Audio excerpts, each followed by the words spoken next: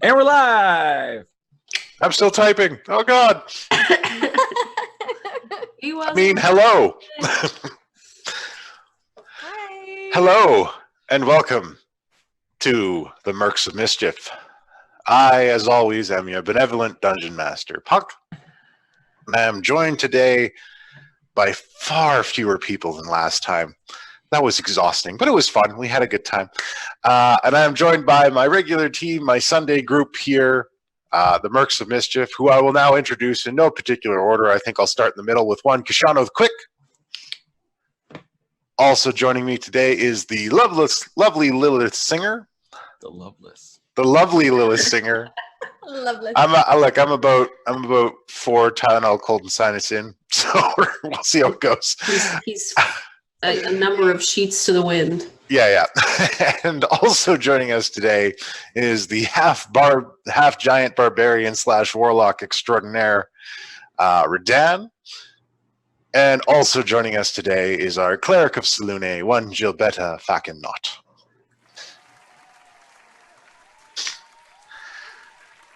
Now then, when last we left our heroes, they had a meeting of the teams. The groups had gotten together to hash out what is going on with this Mr. Blackwind situation, and things looked kind of grim.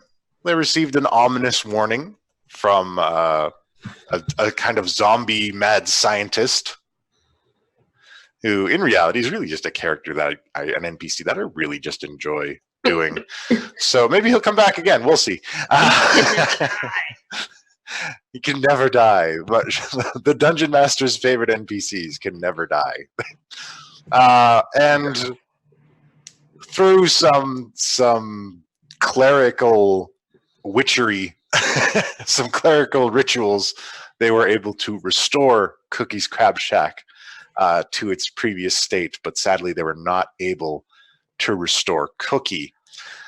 When you say clerical ritual, I just picture somebody chanting over paperwork. Yeah, no, and truthfully, that's almost exactly how it happened. That's literally what I did. Black Cherry Borden, known as the Pirate Queen, and also known as the ninth wife of Cookie, ninth and final wife of Cookie, has invited the team on a mission to go seek out a temple of Sirak, the Prince of Lies. The idea being that it is possible for Sirak to restore his curse of eternal life on Cookie and reinstantiate the bargain struck many, many years ago where Cookie would live to see the adventuring life die. So they parted ways with the Warlocks, or they are about to part ways with the Warlocks. And we return to that, currently in progress, on the solemn Avalon Keep, which has bustled to life. Now all of the various denizens and the goblin work crews and all the people there are abuzz with activity. Some are training, some are working hurriedly to get the blacksmith up and running, which is nearing completion. And Black Cherry has taken her crew and some supplies and loaded up the ship. And you are in the evening now before the next morning, where she is asked for you to endeavor out. So, are there any additional preparations that you all wish to make?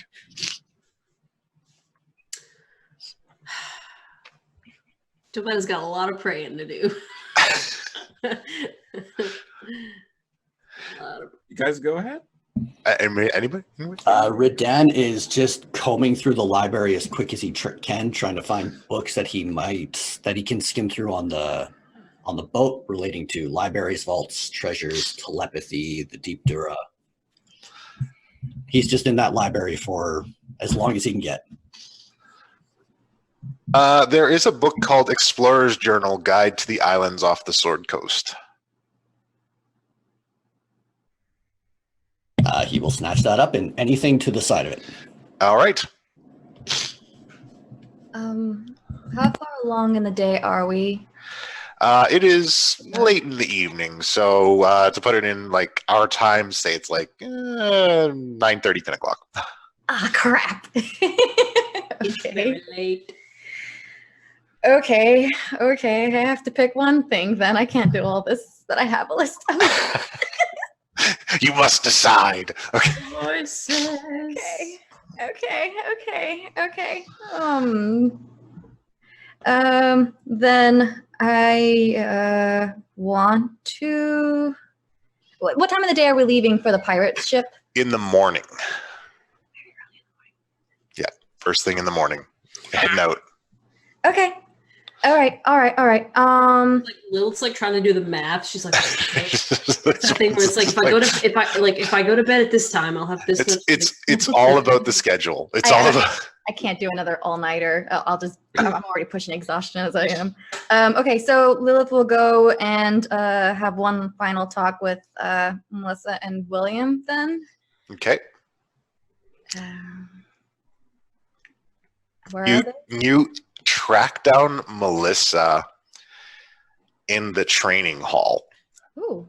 And she has what appears to be a kind of iron staff with these daggered edges on both ends, and she is eviscerating dummies. Oh, okay. I just do. Oh! So sorry. She kind of tucks her staff behind her back. Lilith! Oh, No, don't. good to see you. Sorry. Yes. I was so worked up from what we did on the ship that I decided to keep going. Yes, please keep pursuing. You actually you have a natural talent for this. So It's weird. I've always had to hold it back, you know? well, Because when you're pretending to be human, you can't show how strong you are all the time. It's nice to really cut loose. yes. The future of the academy is looking very bright with you and your brother being here, growing up here.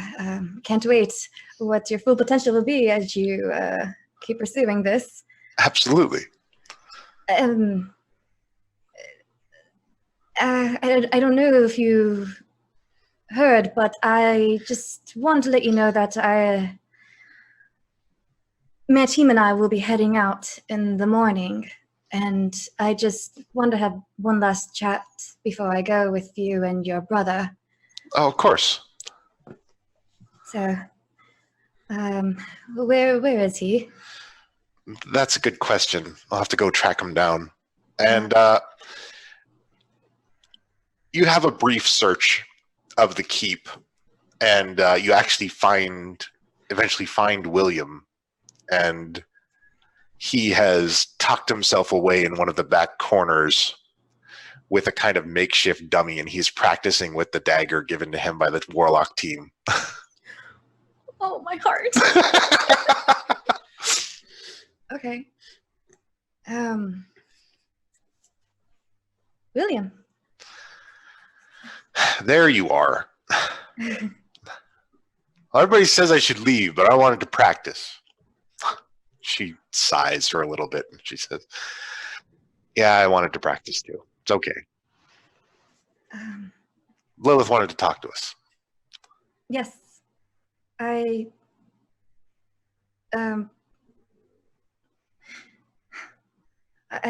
wanted to apologize. I didn't want to come out as demanding and telling you to leave. And I feel like what I've said was almost belittling. Just go and focus on your brewery. And that's not right. That's not fair. Who am I to take away your choices and your freedom? And I do want you to grow strong. You obviously have the strength and talent to do so.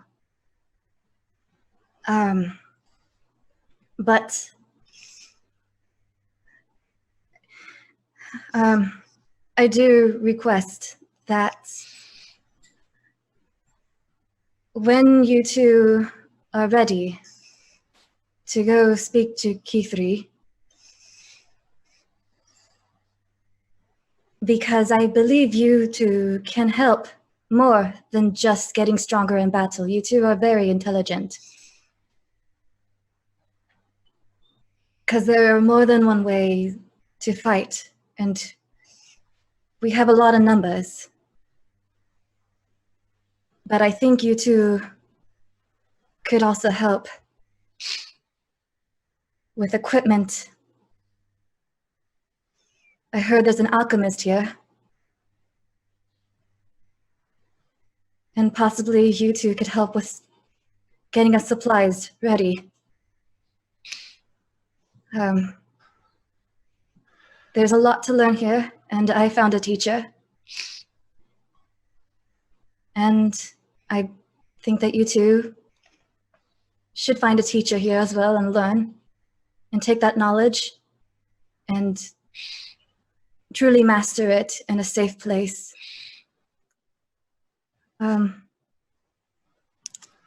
William runs up and he hugs you around the waist.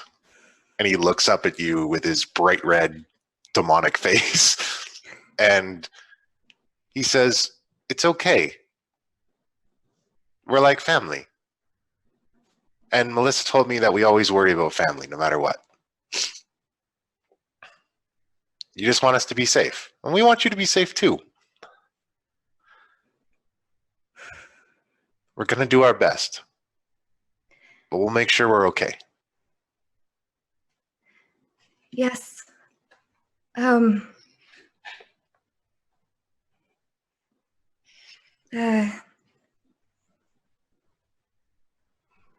Yes. Not very good at this. I apologize. Melissa pats you on the back and says, "It's okay. Look, you should get some rest. You got a long journey ahead tomorrow. And I made you something special. I left it in your room." You're right. William and I should probably get to brewing. There's a lot of things we could whip up that would really help people out. Okay. Yes. Stay safe. I will, Infernal Sister. She gives you a big hug, too. And she whispers in your ear, "Save it for a special occasion." Oh. Well, thank you. All right. Yeah. You take it easy. Yes. You two both. Look, watch out for each other. She grabs William's hand and says, "Okay. Come on, that's enough training for today. Let's go get some brew started." William tucks his dagger into this little sheath he's made for himself and says, "All right." And they both walk off hand in hand. Oh, dear. Okay. Yeah, potion brewery. And she'll take off and go to her room. All right. Okay. In your room, there is what looks like a bottle of wine. Fantastic. And on the bottle of wine is a picture of what appears to be two kind of demonic tails linked into each other. It says Infernal Sister Brew. I thought you were going to take the route on this with Marcus Phoenix. But that's the man. Well, I did. That was on my list of things to do to go stop at Marcus Phoenix's room. Marcus Phoenix is still unconscious. Bro, he got fucked up. Holy crap. Okay. Got fucked up, bro. All right. Well, I don't want to take everyone's time. All right. Well, go ahead. We have all evening. You can have as many heartwarming character interactions as you all desire. We can totally rotate because there's still. Yeah. No, look. Does anybody else have anything they want to do? That feels too much like goodbye. I don't like. don't like that. I don't like giving NPCs death flags. Okay. No. It can be uncomfortable, Sean. Yeah, a little bit. That's my job. Okay. So what do you got? Anybody? I want to. I'm going to root around behind the bar. Oh, that's kind of loud. Thank you so much. Thank you. Shigisha wop wop. Welcome to the Academy. Did I do that right? I think that was the right intonation. I'm going to root around the bar looking for a bottle of Cookies mead. Oh, you don't find it in the bar. I'm going to go check. Do I know where we store the liquor?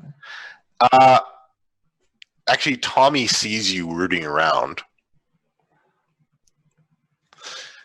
And he says, "Can I help you find something?" I was actually just checking to see if we had any more of Cookie's unique mead. It won't be there. It's not for customers. And he goes and he leads you into Cookie's room, and he opens up Cookie's nightstand, and there's like a layering of 10 flasks in there. And he picks up one, shakes it, and puts it back, and picks up another one, shakes it, and then he hands it to you. Thank you. It's comforting, you know. Where was Cookie's body laid right now? It is in the room, right next to him.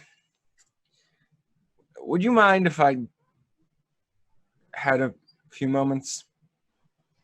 Not at all. When he walks away. Yeah. Close the door behind him. Okay.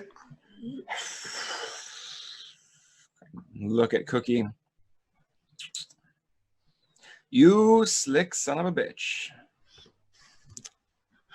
All this time, the mysterious curse. How did you even manage to pull one over like that on the Prince of Lies? I mean, logically, it seems to me that you made a can't lose deal, right?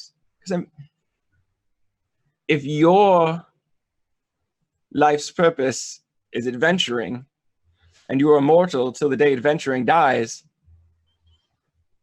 then you are at least immortal until you die, right? I mean, gods are supposed to see past this sort of thing.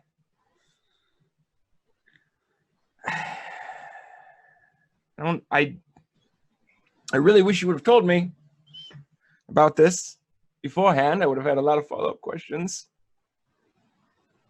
Might be getting in league with Sirak myself vicariously.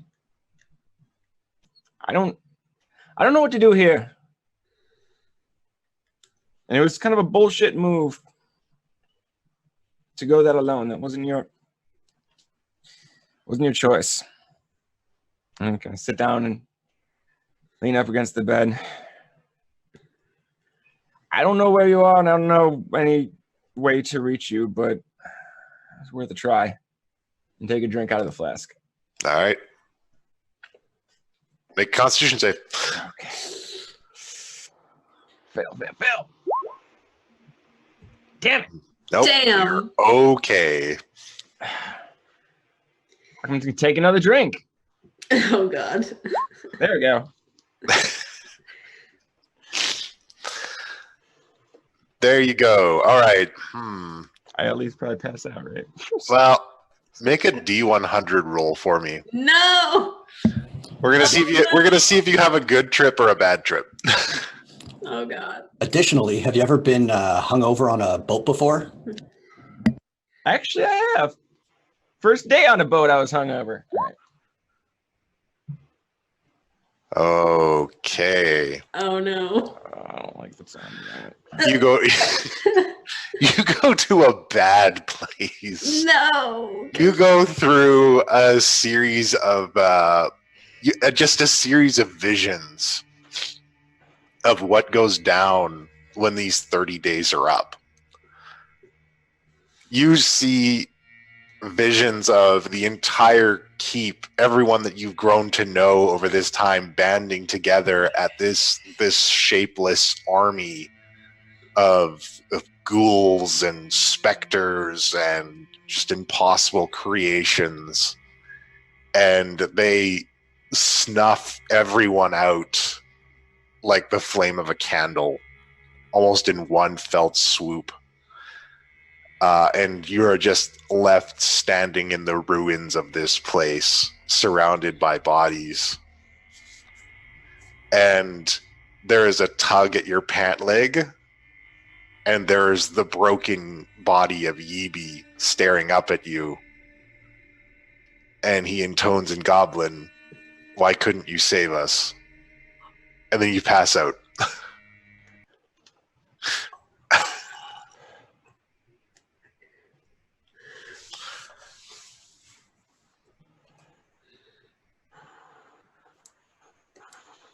I passed out. I don't know.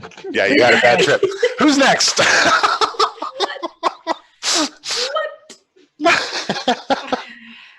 hate you, Sean. I really do. Actual fuck, dude. Yeah, look, you rolled below 50. That's the bad trip. You could have had the good trip.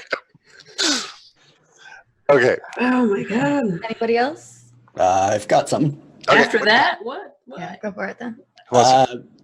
Redan will head over towards Marcus Phoenix, where he's unconscious, Okay. and just leave a little note beside him that says "Thank you" and it's signed Redan. Aw. And then That's he very goes sweet. looking for MT1. Okay. You find MT1. He is tending to the mage tower, but he is outside currently. MT1, I have a question for you. Yes. What is it? Gilbetta is able to use a magic spell to speak with the dog. Do you have anything that would let me do that? Not immediately available, I'm afraid. Mm. But if this is a request of yours, I will put it on my list of duties, and I'll see what I can acquire for you. It is absolutely very interesting to me. I would be very happy with that. I shall do so. Is there anything you need from me in return? No, I do not require anything. It is my purpose to serve the keep and guard the tower. Thank you very much. And Redan walks away thinking, I should have asked for more. And then Redan's just going to go to bed. All right. Anybody else? Gilbetta wants to. Sorry, I thought I was muted for a Oh, no, you're good. Gilbetta wants to go find Black Cherry. Okay. Black Cherry is on her ship. She has not yet gone to sleep Okay. because, you imagine that her being a dark elf is, she Yeah. just trances for a little bit every night. Mhm. And she is throwing her men around the deck of her ship still. Gilbetta will walk up, and then she'll kind of watch for a minute, just kind of watch, watch as this unfolds. Oh yeah, she effortlessly fucking just bodies men that are 2 times her size. Yeah. She's gonna watch, and then she'll kind of step to where she knows that Black Cherry will see her, and just kind of patiently wait until Black Cherry kind of says something to her.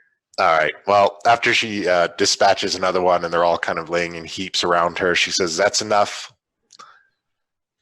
What do you want, cleric?" She says, Gilbetta says, as you probably have noticed, I'm a worshiper of Selune.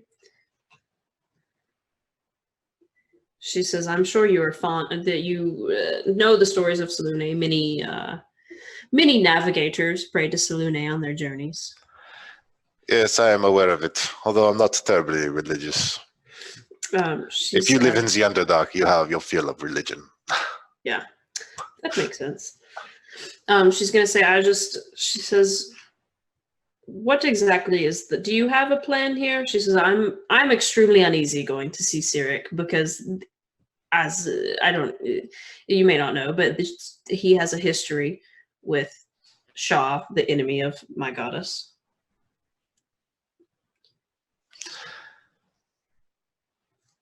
I'm not happy to be going there. Not after what he did to my husband. But I need him now.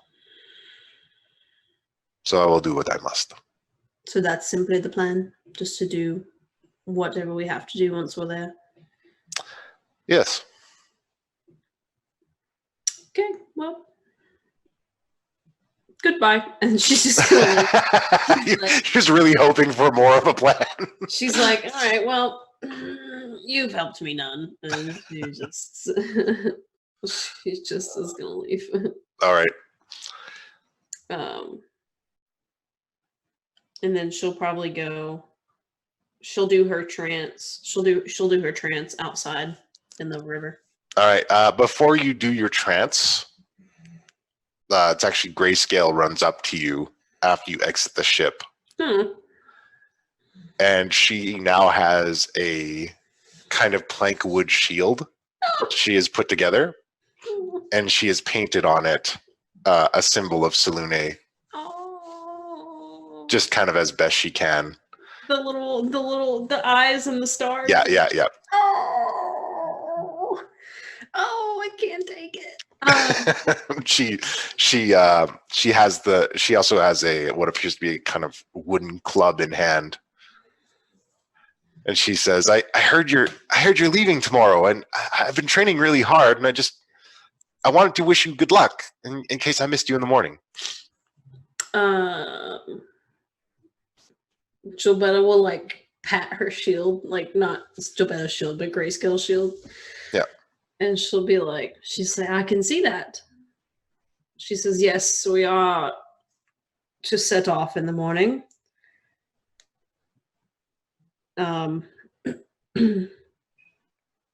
Trying days ahead. There will be trying days ahead. I'm going to do my best. I want to be as strong as you. Gilbetta, like in her mind, she's like, okay, well, I'm not really strong right now, but okay. And she's gonna say, yes, I am going to see someone that I really would rather not. Well, I've seen you, and I know you'll do the right thing. That is always the goal, both for myself and for my goddess. I think you can handle it. She says, I certainly hope so. She says, I don't know when I will be back, and she'll pull out like just like 10 gold pieces.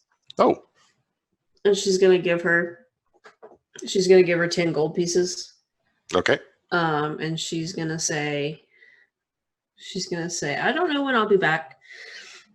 She says, hold on to this in case you find anything that catches your eye for you, one of your family. Thank you. You're too kind. I'm gonna work really hard when you're gone, and you'll see. When I get back, I'm gonna be strong enough to protect everyone.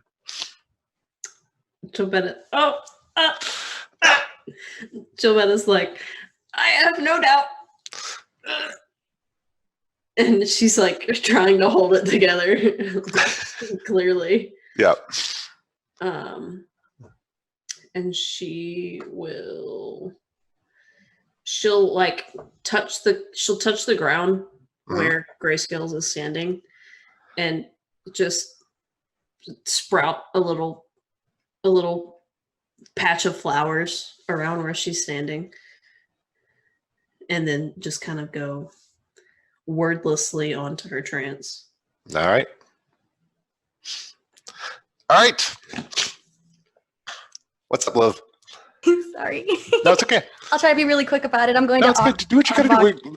We got you Dungeons and Dragons as much as you guys want.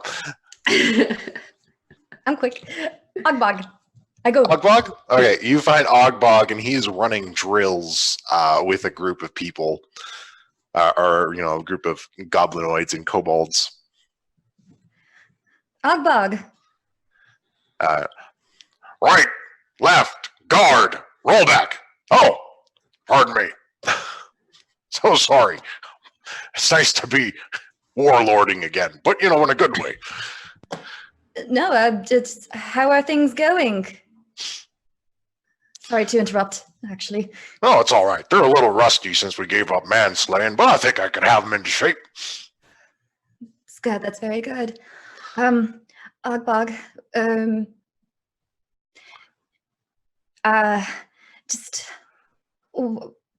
Just wanted to let you know. I don't know if it's going to be helpful or not, but somewhere on the pathway that leads to the keep, I made a really big garden on elevated ground, and I was curious to know if you had stealthy team members that could hide there and be able to see, basically scout ahead to warn if anything's going on in the keep. And I guess whenever they're done with their shift, they can bring back more food. I'm not exactly proficient in this warring, but thought maybe this might help in some way. And he turns to the rest of the troops and he says, all right, everybody, take a break. And everybody kind of disperses a little bit, and he kind of throws a big furry arm over your shoulder and leans in close to you. And he's like, I love this idea. You know why I picked a daisy? Why did you pick the daisy? I'm actually really into gardening. Oh, I'm liking more and more of the people that we have here. It's fantastic. I got a couple people just the right job for this. Great. Possibly when Marcus wakes up, they can get more training out of him, if that helps. Just All right. Do me a favor. Keep it low key. I don't want to lose I got a manly image going on here. I don't know. Yes. And then I pass off also the scry that I took from the wizard back at the mage tower. I think it was a fireball thing. And I'm like, Okay. And just to help protect the keep. And I pass it to him. I'm like, maybe someone around here can help in order to use this. Well, never much for magic, but I think I might be able to find somebody that can do something with this. Yes. So just more to put on your table for strategy to give our place the upper hand. I appreciate it. Okay. Well, I guess back to it. You're a good lady. Give us a hug. And he big furry bugbear. All right. Well, then I hope. Don't worry. We'll take care of your garden outpost. Fantastic. I'll yes. Okay. Then I'm on my way then. Take care. All right. Have a good journey. We all believe you can do it. Yes. Okay. Thank you. You too. Yes. Okay. Spinny. All right. Form up. And they all form up again. And then, yeah, my final stop is at Spoonie. All right. What's going on with him? Spoonie is sitting in a quiet corner of the crab shack, just kind of tuning his lute. I knock on the side. Spoonie. Lilith, what's up? I haven't checked on you in a while. How are you holding up? I'm getting by. It's rough to see my friend like that.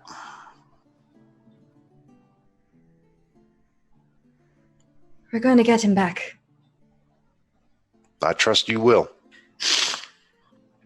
Is Spoonie crying? Or no? He just looks down. You're not sure. You think he might be trying to hold it back to kind of put on a brave face for you. Okay. I pull out a diamond that Rodan had left in my room, and I hand it to Spoonie. I'm like, another for the keep. Whatever this can go towards to help. And I pass off a letter to Spoonie. I'm like, and could you give this to Guy before they head off, please? I'll take care of it, Lil. You take care of yourself, right? Yes. Yes, you too, Spoonie. Don't worry. I'll be here when you get back. Good, you better. And,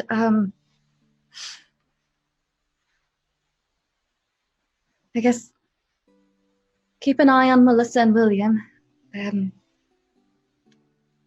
I asked them to go talk to Keithry.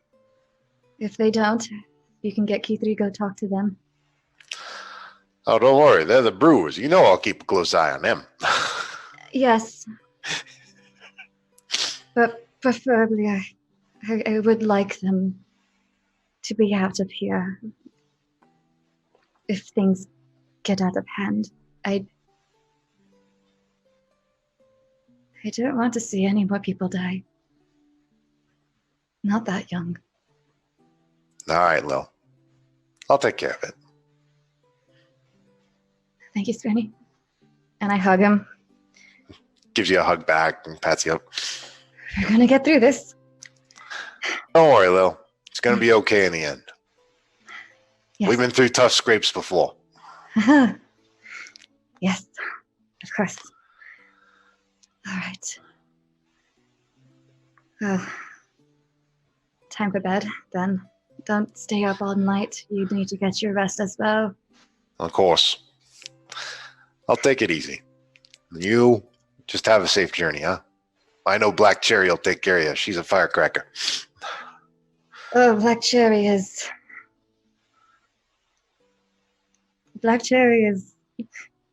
quite wonderful. I look forward to training with her. Yeah, Cookie had good taste. That's for sure. Yes, he did. All right. Off I go then. All right. Keep an eye on the keep and stay well rested. No problem, Will. Okay. All right. Good night. All right. So you take off back to your room. And anybody else have anything else? Anybody who's conscious? Anybody have anything else? I think they're ready for this pirate ship show. Okay. Dan wanted to get up early and find Kashano. All right. You get up early and you find Kashano in a chair, unconscious, leaning up against Cookie's body. A couple taps on the face. And he's up. Are you okay? Yeah, how late is it? It's early. Oh, shit. We have to get going, don't we? We have to get going, and I think it would be wise to figure out what we are doing with the stones. Who has them, and can they be trusted to not say anything sensitive now that we know there's a fourth? Penn, I believe, has the third. I'll just say I have the other, and Calazar has one. Yeah, I'm pretty sure we're fine. Calazar's not going, never said anything to anyone about anything. And Penn's smart enough to know now. So I think we'll be fine. But MT did say he could make us some replacements, some secure ones. He did. So we can just switch Eventually. them out, right? Sorry. Is there anything you need to do? Do you need help with anything this morning?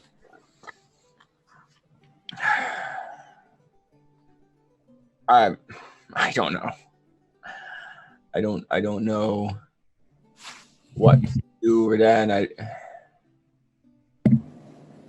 kind of out of moves here. That is life, my friend. You just go where the wind takes you. Redan comes in, gives him a hug. Oh, okay. Aw. It's okay. All It'll be okay. But we have to stay focused. Right.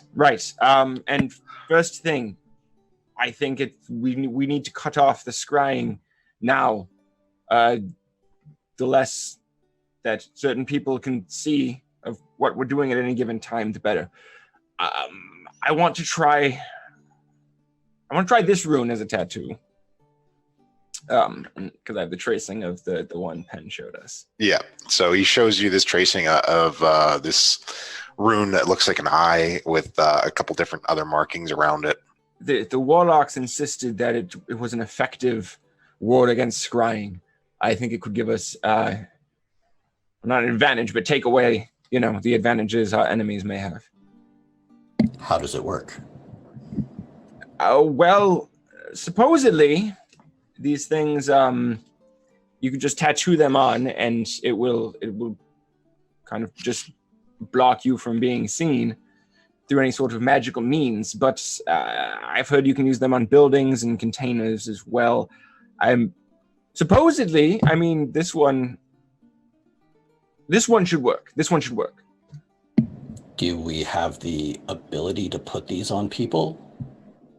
I'm sure there's someone on board the ship who can figure this out. And pirates, there's usually somebody who takes up the hobby. Redan pulls out a knife, gives it to Kashano, turns around. Right here. Do it. I don't have any ink. And I don't think you use the knife usually. It's like a needle. If what you said is true and it's just about the design, do it. Okay. Okay. Do you want something to bite on, or don't be a baby? Just go. All right. And I'm going to do my best to carve the symbol in. All right, give me a sleight of hand check. Sleight of hand? All right. This is where I'm hoping for a nat one. That's right. Oh, fucking perfect. Jesus. Oh my god, it's incredible. Beautiful scarification. With surgical precision, Yeah, literally. you carve this into him. And he only takes 4 damage. All right. Ow. Yeah, it looks like it. We need a way to test it out. It's like your finest work. Who do we know that can scry upon others? I suppose we'd have a cut scene where we're like, wait, we'll grab Penn before he goes and be like, can you use your cart thing to see if... It would be Key3 because she has a magical sight that she uses. So she uses her magical sight, and under her magical sight, Redan is invisible. Yeah? This is fantastic. This is fantastic. This is going to be a huge leg up. Oh, I will admit I was wrong about the warlocks. They're paying off very well. This changes a lot. Yes. I still think I'm going to go with the tattoo. I don't know if I heal quite as quickly as you. You do whatever works, but you did good. It's just this bloody scar now. It's okay. It's going to look so cool when it heals. Yeah, no, it's going to be great. Do you think Gilbetta would be mad if I put this on the dog? I would. It's a joke. We can find an alternative. Perhaps I'm going to say 100% yes. Perhaps she can talk to the dog about also getting a tattoo if he is amicable. Gilbetta can ask him, you big oaf. Perhaps if he understands, it wouldn't be such a traumatic experience. Well, until we leave, I will start putting the symbol on buildings around the keep. Very, very good thinking. Yes, yes. All right. Redan, give me 3 sleight of hand checks. Can it be like anything? Anything else? Nope. Because I'm thinking using the warhammer to make a nice big tracing on fire. But if it's sleight of hand, It's still sleight of hand to do delicate work to match this. Delicate fire tracing. Okay, so he's working off of what he sees. So he's like, so it's like when a kid does a crayon drawing of a dog. And the first one's really bad, and then it gets a little better on the next two. But you're not sure if you've got them exactly right. Well, I don't know. We'll say Redan's pretty confident, but everyone else looks.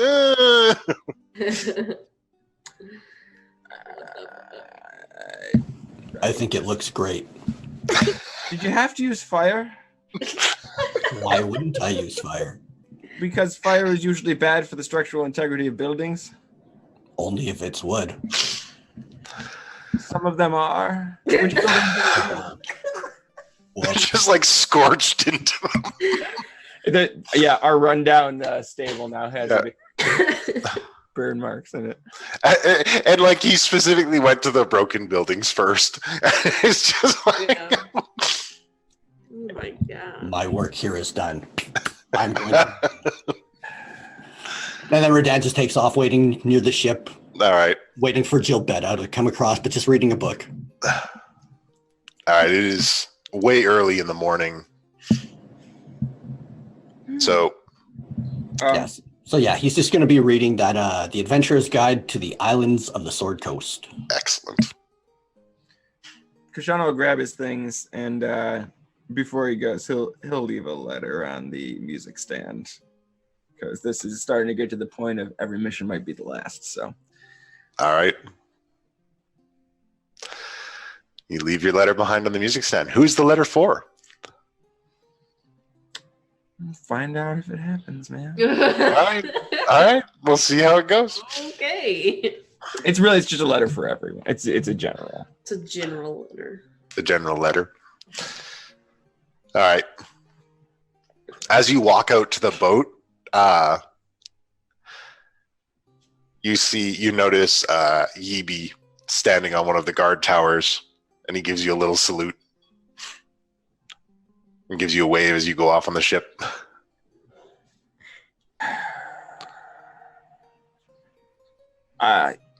I'm just going to salute him back. I was going to take him on the next mission, but not this. He's nodding at you, and you kind of feel like he understands, like he gets it. You spend enough time with him now that if he were cross or upset with you, you think you'd know it. All right, is everybody else making it to the ship? As I walk past that alchemist, I forgot his name. Whistlewhip. Whistlewhip. Yep. Whistlewhip, he's in the tower Oh, pawing through what you guys have for alchemical materials. okay, then I don't see. Alchemical chemicals. Yeah. Okay. All right. Oh, Krishana's gonna stop and take a moment before I get on this ship. How are we boarding this ship? Is it in the sky or is it in the water? It is in the water, and there's this large gangplank like down to the. Is Kashana hungover by any chance? He's Krishana hungover? fanboy. No, it's not. It doesn't make you feel super hungover. Oh, wow. Okay. He's mostly fanboying. Yeah. Gilbetta, like when she walks by and sees what he's doing, she's just gonna look at him like, okay, and just walk on. This is a bigger moment than the moment I've always dreamed of. I've it's kind of pretty bullshit the circumstances it's coming in, but here we go. And Gilbetta she's like, I don't get ships. Just swim. I don't. What? I mean, most of us if we get like pulled under the waves, we die. So Ah, it's a thing. that's fine. I've had worse when I was a baby. Worse than dying?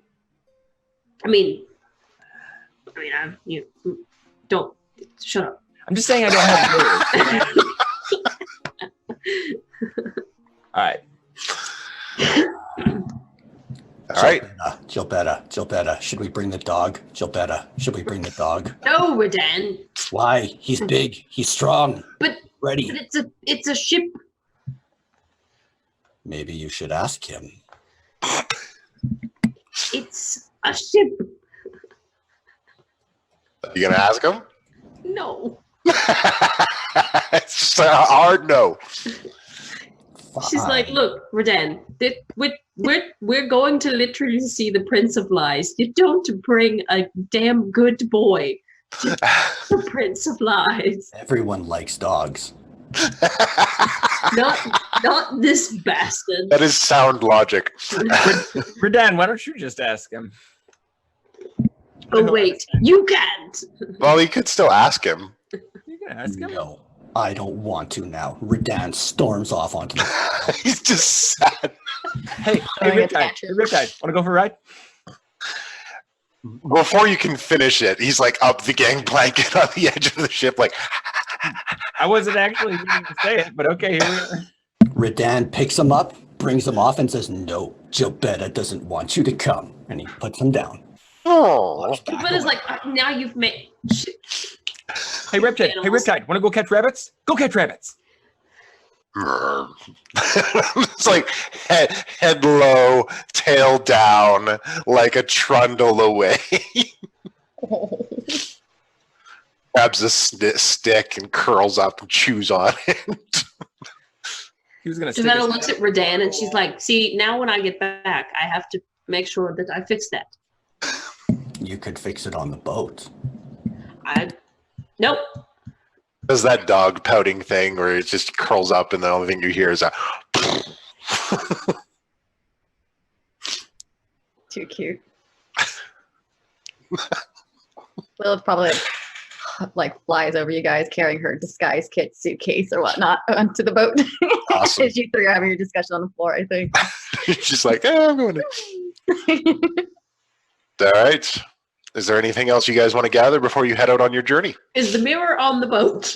The mirror is loaded on the boat. It is below decks in the cargo hold. Oh yeah, the mirror shit. All right, let's get on the boat. Let's get on Black Cherry Borden's boat. Nothing weird about this. Gilbetta is just gonna like take Kashano and just grab him and just like walk him up. Like, let's go, please.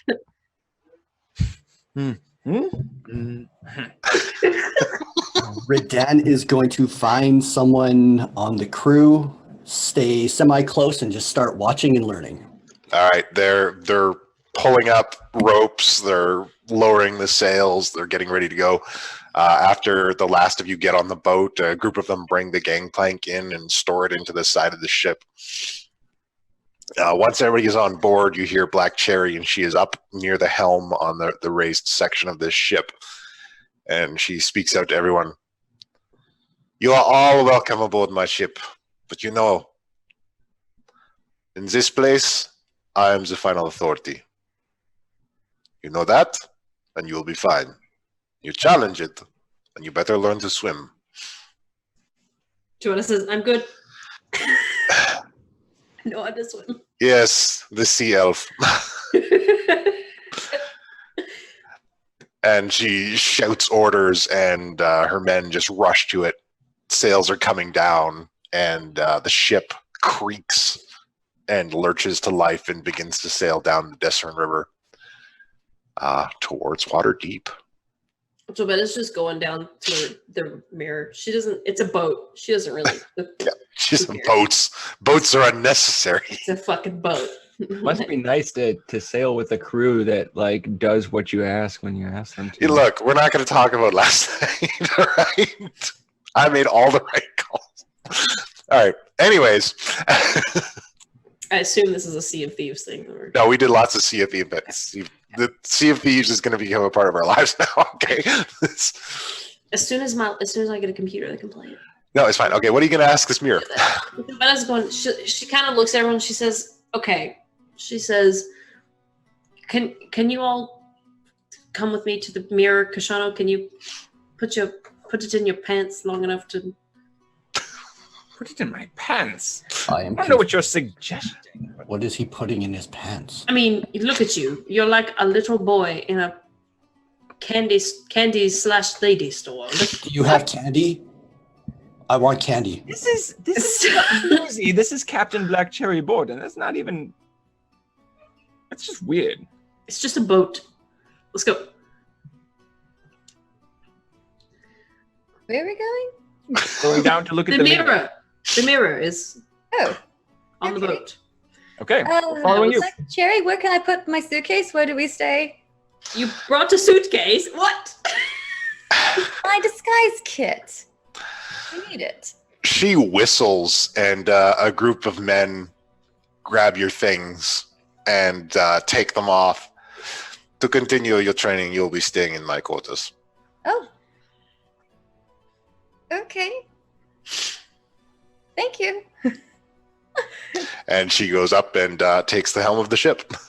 Jovetta kind of looks around when she says that about training to see if Kashana or Redan even noticed that she mentioned that Lilith was training. Were we within earshot? Oh yeah, you guys would have been around. This is while Jabetta is trying to usher you down into the gargoyle hold. All right. And I'm like, training. I can love that response. Okay. Okay, so let's go. And I just wander off probably in some wrong direction. Jovetta will use Druidcraft to cast the smell of a pretty perfume where she needs Lilith to walk. I follow. Like cartoons. Yeah. Excellent. Her boots, she begins floating. Yeah, just Yeah. like because she has the floaty boots. Oh my god. Okay. And All as right. we're going downstairs, Jovetta will say, "Okay, what do any of you know of Sirak?" Well, I know that he was partially, if not largely, responsible for the spell plague. I know that he is the patron of the Black Network, and I know that he's prone to make wild-ass deals for immortality. Yes. Okay. Jovetta will look at all of them and she'll say, "Redan, Lilith, is that pretty much the sum up what you know as well?" Much. Dan has no idea. Okay, Jovetta is she's weirdly wishing she had a whiteboard like Penn did. So that she could I'm telling you, this is an item we need to add to. to everything. the get you learned up whiteboard. I mean, it's the whiteboard of splaining. It adds +1 to knowledge, Yeah. all knowledge and history checks. But if you're talking to somebody who actually knows more than you about it, it adds +2. But I'm gonna tell you something whiteboard. Okay. Jovetta, she's gonna say, "Okay, look."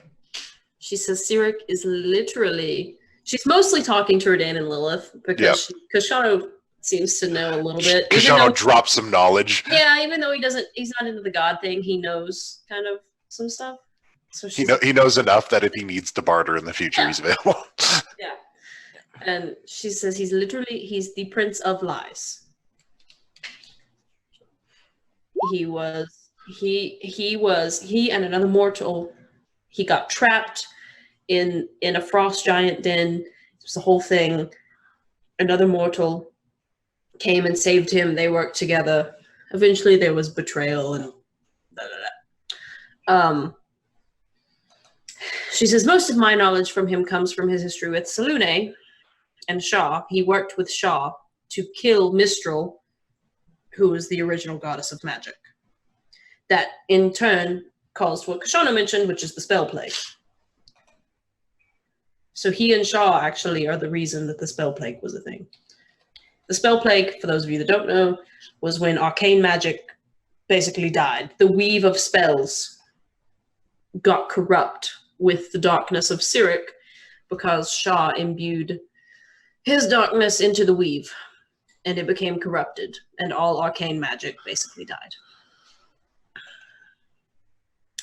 So he's bad. He sucks, basically. Is He sucks and I hate him. I do hate him, is the story. I mean, he at least. Now imagining while you're telling them this, you're in front of the mirror and like the images of these things are playing out. If that's a thing that can be happening, then No, absolutely. absolutely. These things are unfolding, and the depictions of Sirak are always of a kind of nobleman. Mm-hmm. He actually, after the death of Mistral, he was sentenced by many of the other gods into 1,000 years in the Supreme Throne. So he did spend 1,000 years in the Supreme Throne, which is also the realm he is from, but he was punished to the Supreme Throne for 1,000 years after he killed Mistral. And then she's going to say, this is fun. And then she's going to look at the mirror and she's going to think of Salune and Shar. Okay. So that kind of the images that she's kind of thinking of will play out. And she says, and this finally, she says, instead of all this time telling you about the Shar and Salune debacle, she says, it's easier to just show you. So she'll think of Salune and Shar, and on the mirror, you'll see images of Lord Ao, who is like, he's kind of like the god of gods. He created Salune and Shar. Beautiful, they're beautiful twins, totally identical, but polar opposites. Salune is silver hair, Shar has raven hair. They're kind of yin and yang. But they were so close that they saw themselves as one. So you kind of see them kind of mending into one. Then there was a planet that was created, a Bir Toril, and you see them infusing the planet with life. A goddess is created, Shantae. She was the grain goddess or the great mother. She was literally just the manifestation of life itself on the planet. They worked together to bless the worlds with life. And then you see lightness and dark, light and dark, but you never see any fire or heat. There was no fire or heat at this point. It was just light and dark. And one day, Shantae asked the goddesses for warmth to nurture the life on these planets and create more life. And you see the sisters arguing over the fate of their creations. And then you see Salune grasp an advantage. She reaches out of her universe into the plane of fire and brings forth a fragment of ever-living flame. And she's literally like, she got extremely burned in the process. And she uses this ever-living flame to ignite the sun, to give warmth to Shantae. And then you see Shar turn on her sister. And Shar begins to blot out all light and warmth. And in order to protect life, not hers, but in order to protect the life of on these worlds, Salune reaches into herself, hurls some of her own divine essence at Shar. And instead of hurting Shar, their divine essence breaks off together and creates the goddess Mistral that you earlier saw Sirak kill.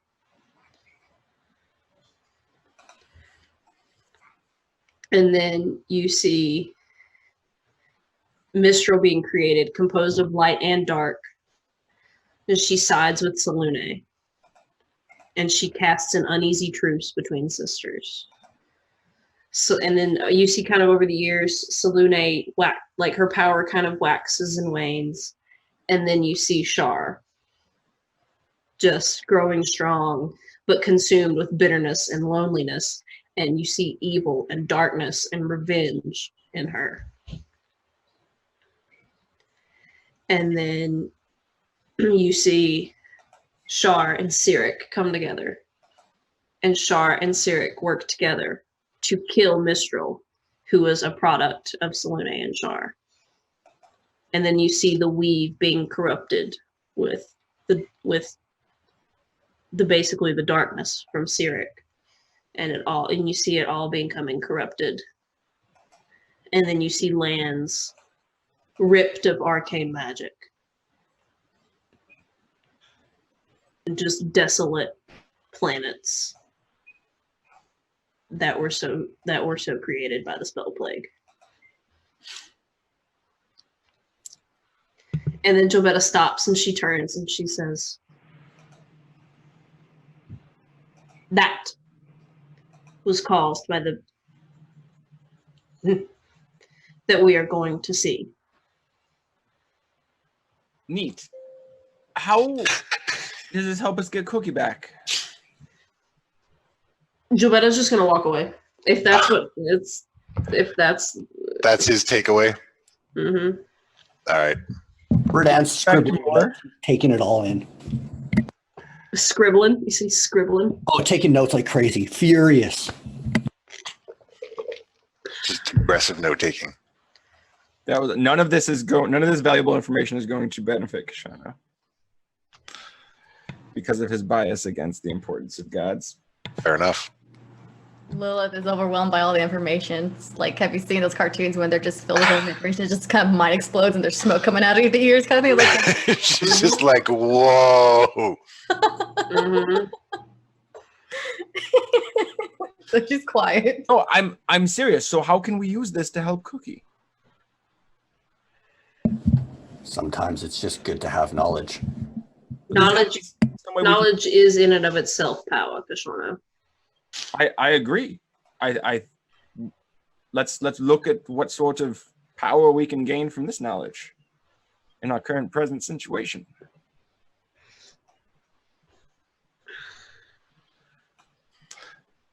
So, what do you think about that? Well, Cookie gained his immortality by essentially insisting upon something that Sirak feels to be untrue. Sirak wanted to prove that Cookie was wrong about his deeply held belief. So what sort of deeply held belief do you suppose this history has given to Sirak that we can challenge him on if he should prove to be difficult to deal with? There's got to be leverage in there somewhere.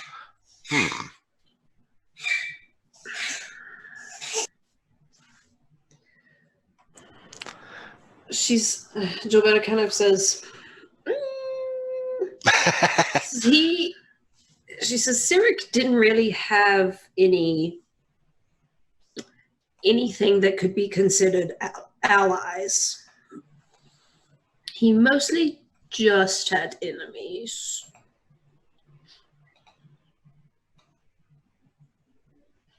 All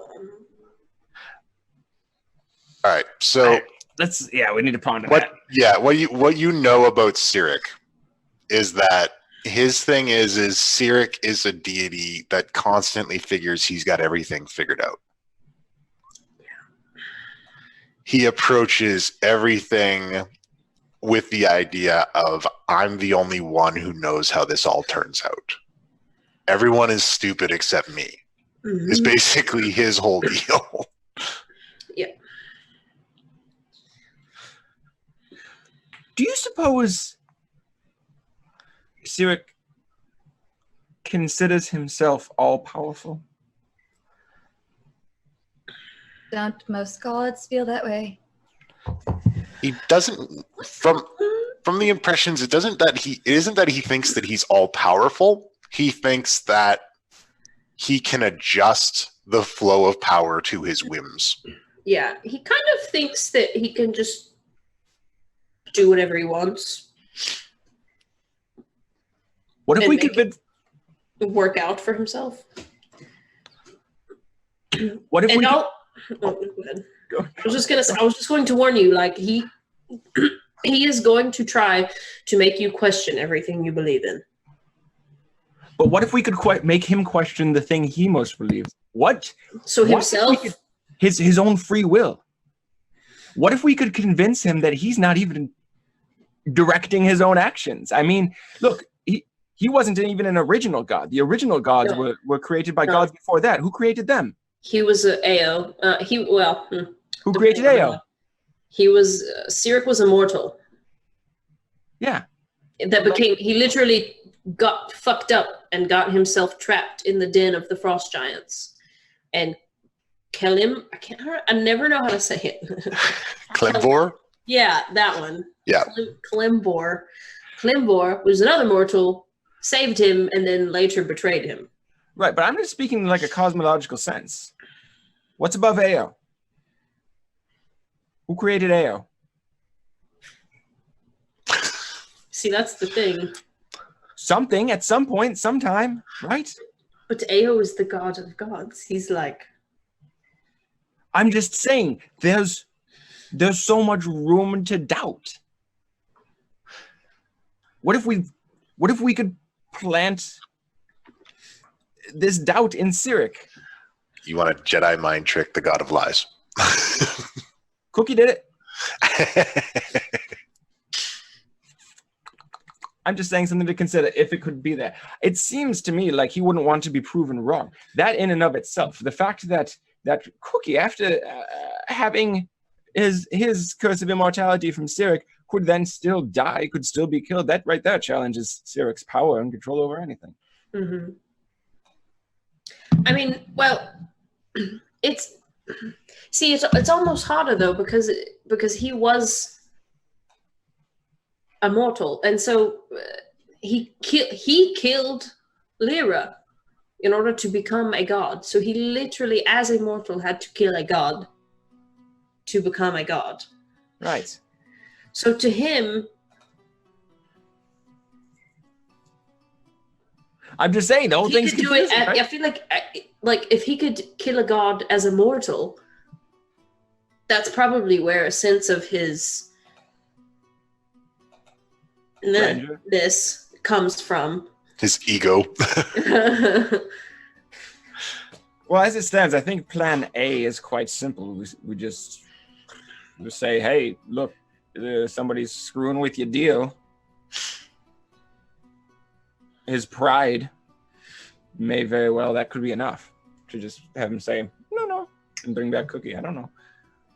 I mean, but there, I will say there is some room to perhaps incur some doubt, because again, he's not all. He may think he's all powerful, but if he was all powerful, he would not have been able to been trapped in the supreme throne for 1,000 years.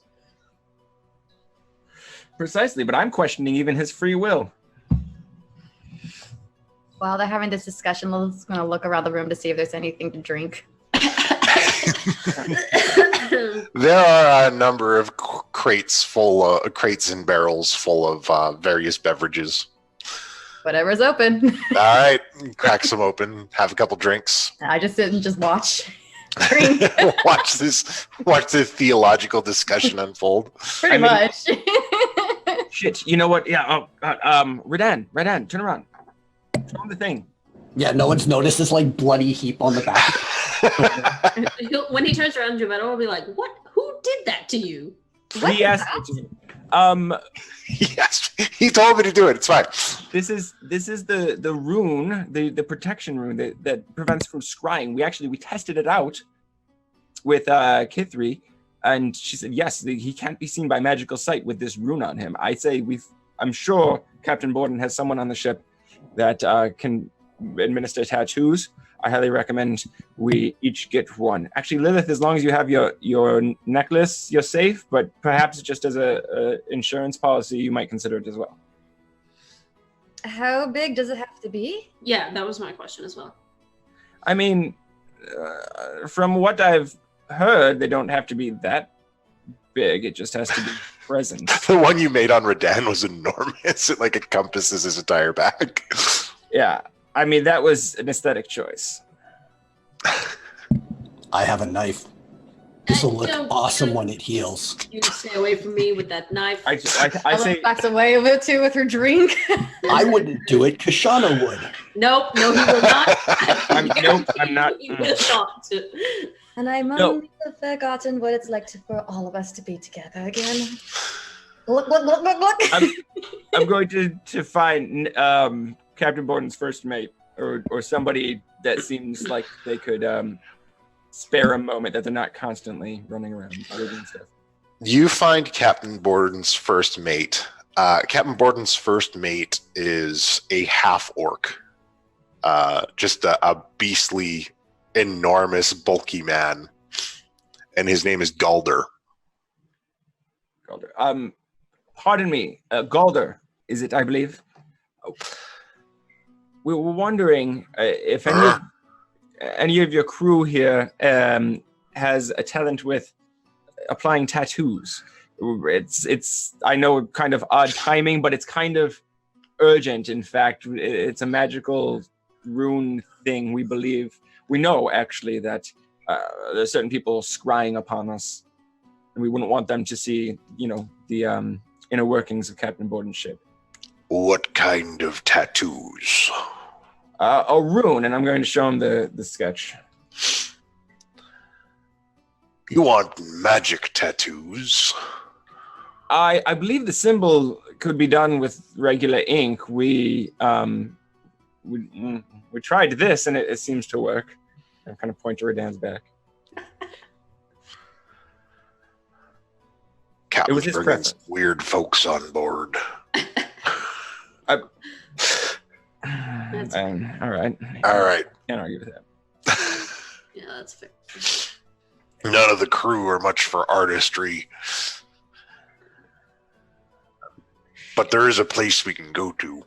But you'd have to ask the captain. Right. Jovetta claps Kashana on the back, and she's like, "Looks like it's your time. Time to shine."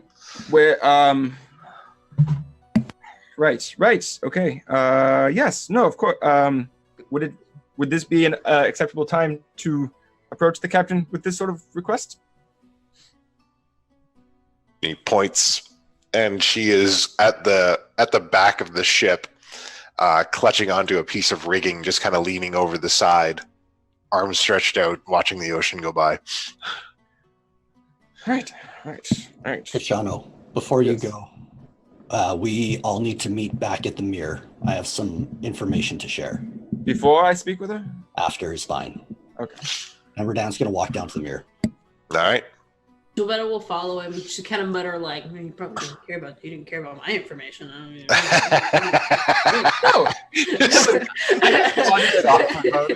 I wanted to apply it usefully, is all.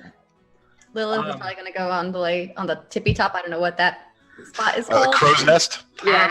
Yes, the crow's nest, because this is probably her first time on a ship. I'm assuming. All right. Like, wow. You can see all of the just terrain around you going by, and it's so crazy to be up this high looking at everything. And you can see you're going past golden fields. You can see off in the distance the ruins of an old castle, and way in the distance you can see jutting out of the sky a spire which you can recognize as Candle Keep, home for scholars and wizards. Ooh, okay. And over the horizon directly in front of you guys, you can see quickly approaching Waterdeep. Already? Shit. Yeah, well, it doesn't take long. I mean, you got good winds and you're going downriver. Trying to get tattoos before we got to Waterdeep. Wow, so we could be there within a day. Okay. Oh yeah, this. I'll hold on to that information. It took less than a day when we were rowing. Yeah, yeah. The Desserin River will carry you to the ocean rather quickly, and you're aided by the winds here, so you're making incredible time. Okay. Jovetta does say to Radan, she's like, "Radan, you should remind me to ask Black Cherry about that bracelet that Lilith has. What bracelet? The seashell bracelet. I don't know what you're talking about. Yes. The one from the underwater. I told you about it. It's from the east. I don't remember this. She'll I will say- remind you though. She'll like stand up on her tiptoes and just pat Redan on the head. Just like, okay. I will remind you. All right. So, Kishano, you approach Black Cherry as she's leaning over the rigging, and like she is fully like off the ship at this point. The only holding on her is like 1 foot and 1 arm, and she's just staring out of at everything going by. I beg your pardon, Captain Borden. What is it? We happen to be in a situation where we are being scryed upon at pretty much all times. I asked your first mate about if anyone on the ship could provide us with a tattoo of this rune we have. I was told that there was somewhere that you could recommend. There's a place where we can get magic tattoos. She pulls herself up by the rigging and just kind of steps down onto the deck and walks up face to face to you, but she's about 1 foot taller than you. And she just goes right up to you and she says, "You're weak." Not gonna argue with you there. Do not worry, all of you are. But that is why we are on this mission. My husband, he's seen something in you, all of you. This is why he bring you into his home, he feed you. I will take you, we will go out to sea, and I will make you all strong. And I will take you to Cookie's tattoo artist. He will help you. Ooh, cookies. Until then, follow my orders, and you will be okay. Aye, Captain. One question, if I may ask. How long do you intend to keep us at sea? I feel responsible for the safety of the keep. Don't worry. We will return once the time runs out. Or before. Depends on how long it takes to harden you up. We've been Aye, kidnapped. Captain. Turn and... wait. Is that all, Captain? That is all. Turn and leave. Right? And then somebody shouts from on the ship, "Approaching Waterdeep!" And some of the sails are brought in and the ship has to slow down.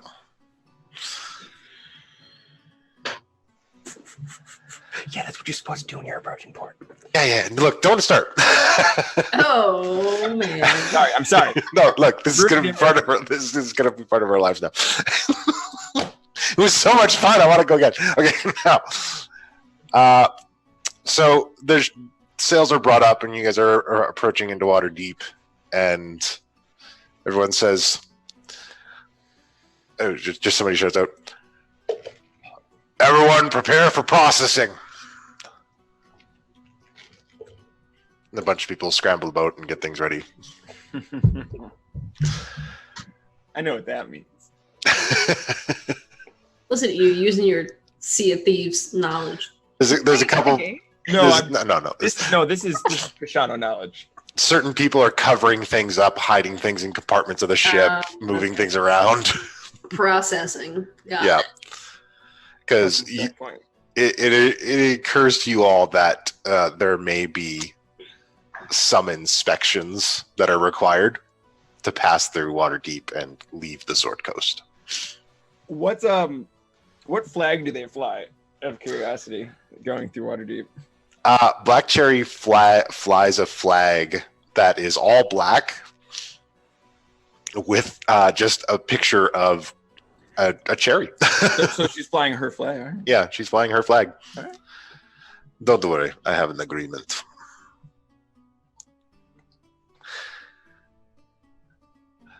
And then the ship pulls up to a bustling dock in Waterdeep. And a couple officials come on board. And a well-dressed man in spectacles takes a deep breath and steps aboard the ship, carrying a briefcase. Takes a look around, says, "Ah, so you're going out to sea then?"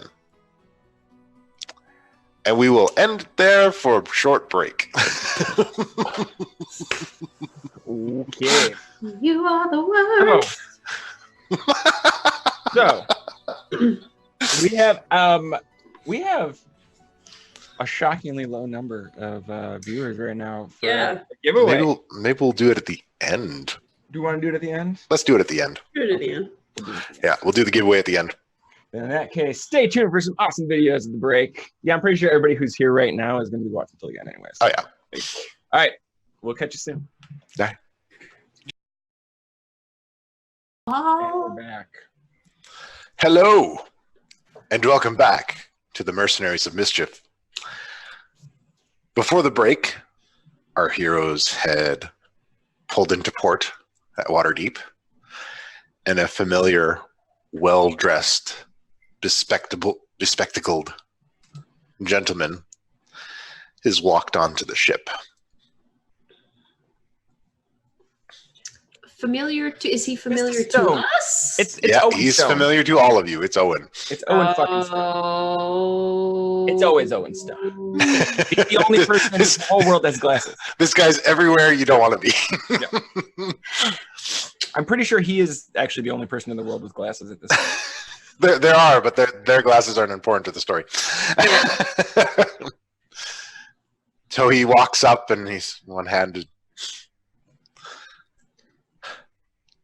So we're Mr. Stone. heading out to sea then.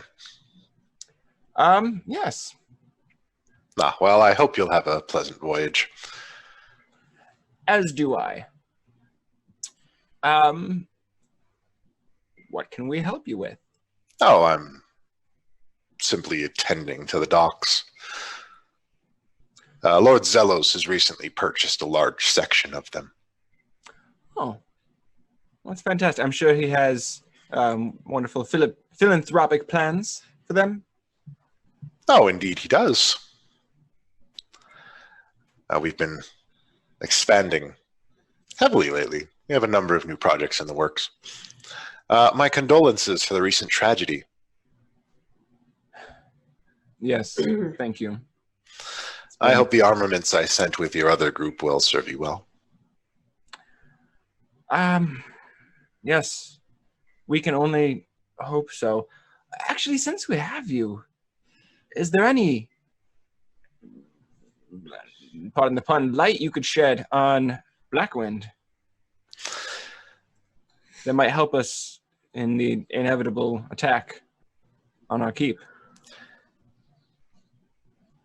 The weapons given to you are most effective at night. Jovetta smiles, like a big, broad, happy, full of joy smile. We've sent a number of scouts to keep tabs on Mr. Blackwind after we lost the first 4 groups. We decided to follow from a farther distance. I see.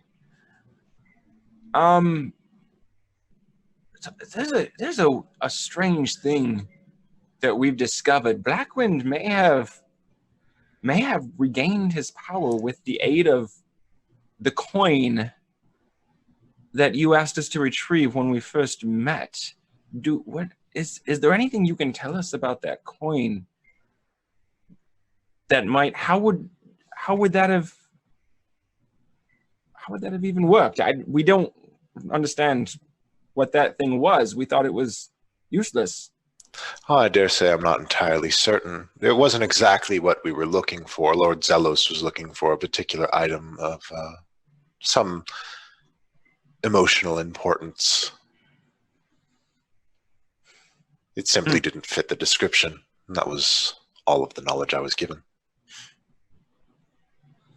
I see. Is anyone else saying anything? Redan will walk up. Okay.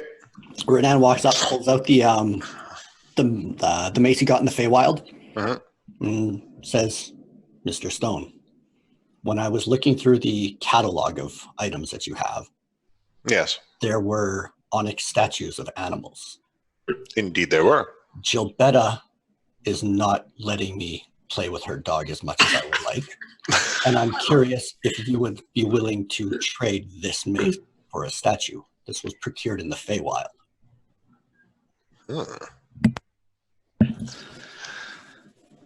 Well, I wasn't supposed to say anything. But we have had a number of recent ventures in acquiring magical goods. So this particular piece is in line with our current business projections. I believe there is something I can spare for you. Will it give me a pet animal? Yes. I am intrigued. And Redan looks at Gilbetta, just smiles. Just the biggest shit-eating grin. Gilbetta's like, I can talk to all of the animals. I will arrange for it to be placed on your ship for you. One of my men will come and gift it to you right after I have this taken back to the warehouse for processing. Thank you very much. And Redan goes and just gives him a big bear hug and squeezes him a little too hard. He just like completely straight and you, yes, thank you. Does it look like he is in any sort of discomfort or pain? No, he is stone-faced the entire way through. Does it feel like his muscles are giving it all? Like, you know, when someone really strong hugs you, your body is like, oh my God, what the fuck? You feel like you're hugging someone who is, if not of your build, of a similar build. Gotcha. Like it's solid. Ooh, he beefy. Perfect. And Redan hands over the mace. He doesn't take it, but he kind of motions over and a couple people run off the docks and grab it. Okay. If I can see Gilbetta's face, I'll like kind of like elbow her to like indicate like, you want a drink? I still got a bottle in my hand. Gilbetta just is like, Actually, Mr. Stone, do you have some other information that might be something Lord Zelos needs to know? If he doesn't already, I don't know. But kind of like huddling in, but making sure Redan can hear it because I want to fucking witness for this. I don't want to be accused of anything. We have reason to believe that the Zentarum are looking to make moves to remove the Black Hand from Waterdeep. He leans in close to you. He looks you direct in the eye. And he says, yes, that was the purpose of the agreement.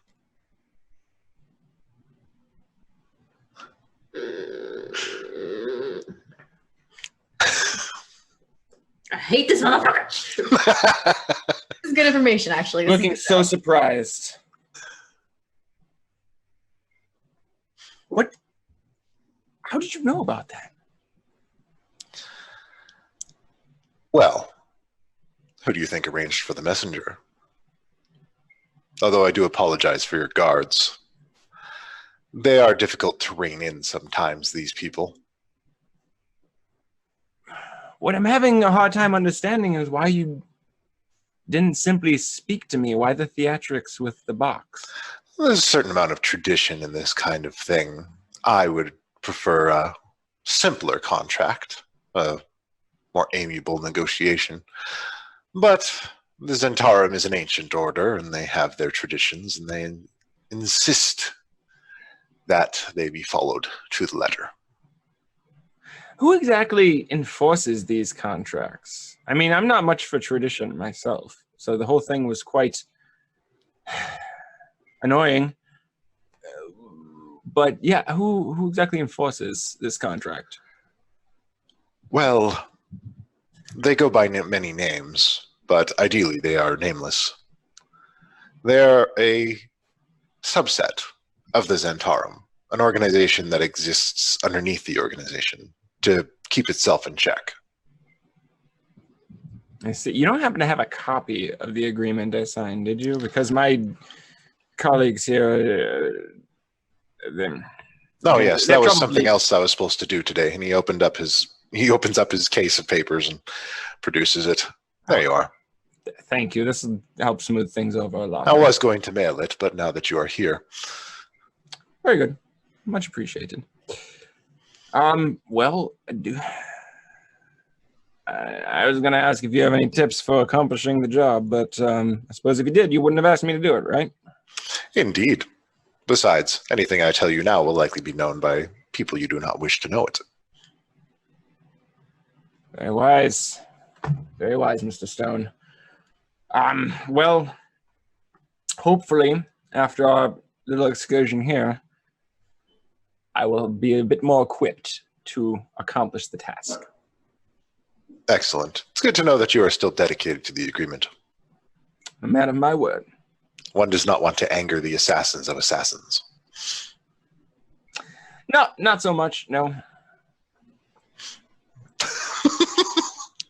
There's fucking Joe Betta's reaction there. Well, given your previous work with Mr. Zelos, Lord Zelos, I will do my best to expedite your paperwork. You should be out of the port in no time. Much appreciated. No problem. And he turns and walks away. Jovella shakes a fist at him.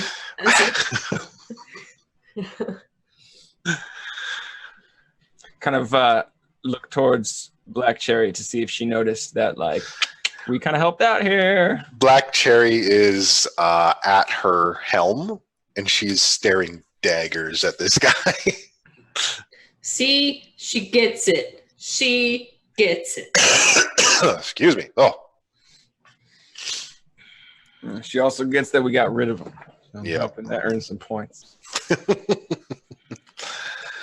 but she is. Yeah, she. You can tell right away she does not like this dude. She does not like him at all.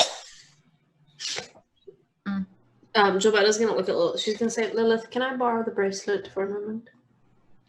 Yes. And she'll pass it to Jabata. You guys get the impression that you probably won't be here more than a couple hours. Jovella's gonna ask Black Cherry about the bracelet right now. Okay. We're done. Is there anything else we need to pick up while we're here at port? I always have a shopping list, but I don't know how close a magic store is. How close is the magic store? I mean, I know Waterdeep. How close is the Yeah, magic store? you know there's one you could probably get to fairly quickly. There's actually, yes, right off in the Sea Ward. There's a decent one. I would like to go. Do you think there's a place we could sell this fucking tapestry? It's like big bold letters at the top of his list. Sell the goddamn tapestry. We've had this So actually- for so fucking long. Actually, before we do that, and we'll go and or it's like maybe yeah, I don't know. Let's go take. I want to find somewhere to pull this thing out and spend 10 minutes to identify it. Okay. What are you identifying, sorry? The tapestry to see if there's any magical properties to it. No magical properties whatsoever. It's just No very magical nice. Okay. Actually, we never really asked Owen Stone if it's something Zelos would be interested in. We did not. Perhaps you wanna purchase it? Stop. We're just selling shit. What, like maybe a minute spell passed? Do you It want would me have taken 10 minutes to identify. do you want me- oh, okay, never mind that. Let's just see what we can sell it for. I don't All know who else to sell it to. He's the only collector of this sort of antiquities that I could think of. We can, Well, you guys are going on an island excursion. Perhaps you'll find somebody. Yeah. Perhaps. Does Gilberto know how far we are from, or if it's even still open? Okay. Salune's Smile, the tavern. It's a ways away. Okay. We're gonna head to that magic shop, and Gilberto can have a conversation. Redan screams out, Lilith, do you want to come shopping? I look back at Jabetta and then back at them and back at Jabetta and be like, shouldn't we wait for Jabetta? I assume 10 minutes had gone by and she'd talked to her already. Yeah. Yeah, we just haven't gotten there yet. All right, Okay. get there. All right. I'm just gonna walk up to Black Cherry and just like, I fucking hate that bastard. Yes, he gives me the creeps as well. He should. What can I do for you? She's gonna pull out the bracelet Hmm. and basically tell her kind of the gist of how she came across it. You know, weird, magical underwater lady dropped it. Legends of an underwater temple. Prophecies Yes. and shit. I've seen this kind of thing before. It's the kind of jewelry they prefer to have in Primo Passo. Wait, hold on. Jabetta like pulls out a notebook. She's like, wait, hold on. Can you spell that? What? No, Primo Passo. We can sail there. She says, Okay. so is this where this could have came from? I've seen this kind of jewelry there. They have a number of divers, and they like to go into the reefs and collect these kind of things and make very nice jewelry out of it. Are there any legends of underground cities there? Oh, yes. It was said that Primo Passo used to be a much larger city, a kind of metropolis. Is any but of it now- underwater though? Yes, the name means first step. And it was called that because of the steps that go from the water onto the shore. And It believes that these steps go into the remains of what used to be an ancient larger city. that perhaps had a temple of the twin sisters? Well, perhaps. Yes, this is very interesting.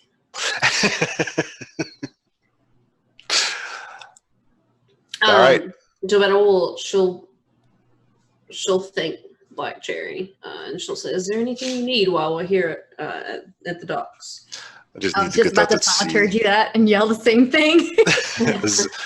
I just need to get out at sea. I've been at land too long. Yeah, land it's not fun. I prefer the water. There is no freedom here. No, I want to swim. I want to sail. Then let's be swift, and she'll Yes. turn and she'll As soon as we get out of here, the sooner we can get to Chult. and Jabetta will like go back to Lilith and she'll hand her the bracelet back. Oh, Jabetta, this was originally yours. You can keep it.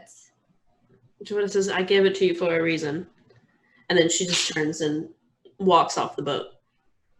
Oh. What was that reason now? It's too much wine. All right, so Kashano, you and Radan make it to this magic shop, and Double speed. there is a sign on the door that says "sold out." Fuck. Sold out. How do they sell out of everything? That's never happened before. This place has always got shit. Half of it's fake, but I mean, Do you want to knock on the door? yeah. Opens up the door. Yeah, what do you want? Hey, I used to come here every once in a while. How are you sold out? Well, I mean, he's got a big smile on his face. He's like, well, Zelos. Zelos? He bought everything. He's been buying up all the magic items in town. Nobody's got anything left. Paying top dollar too. Did he? Who actually came on his? I doubt it was him, right? Oh no, it was a number of his guys. Stone-faced fellow, kind of creepy. He wears glasses. Yeah. I was gonna ask if they said what it was for, but if it was him, fucking why bother? Do you have? Are there any rumors as to why? Really not sure. Insight check. Joanna's like, do you think he doesn't care? He wanted money. What are you talking about? You inside check him. You get the impression that this dude in his kind of magic shop near the port was just happy to have some dude come in, offer him an exorbitant price for all of his Yeah, stock. Like he's just the answer to that question would have been yes, and how quickly can I get paid? yeah.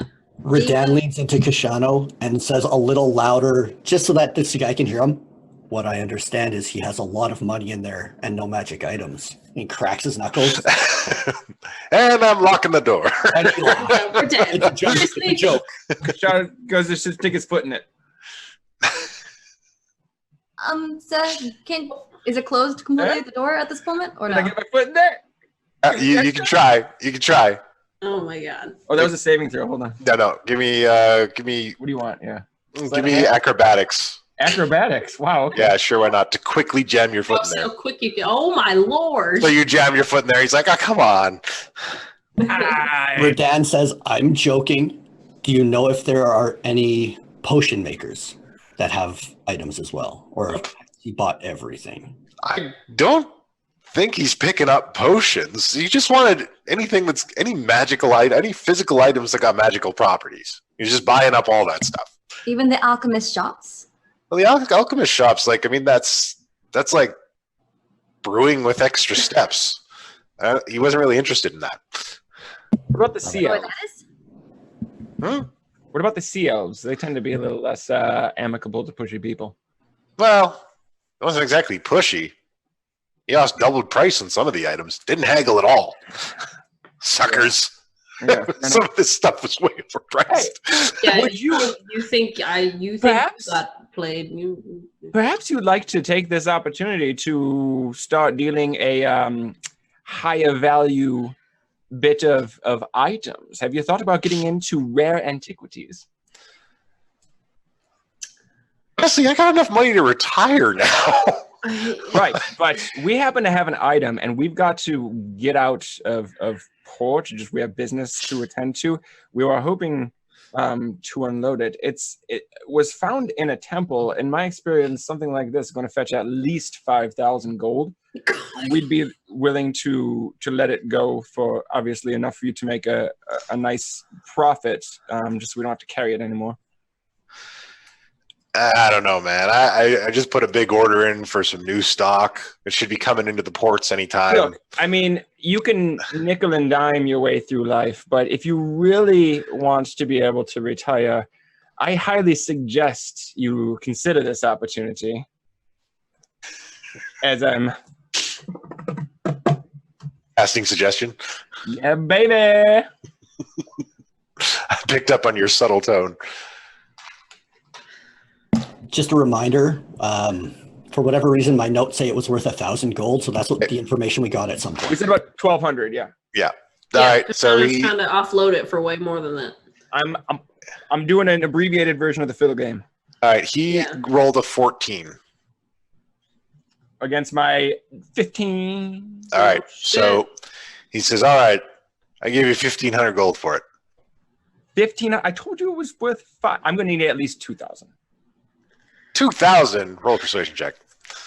Giovanna walks away. It's like, Persuasion. Oh, I'm good at persuasion.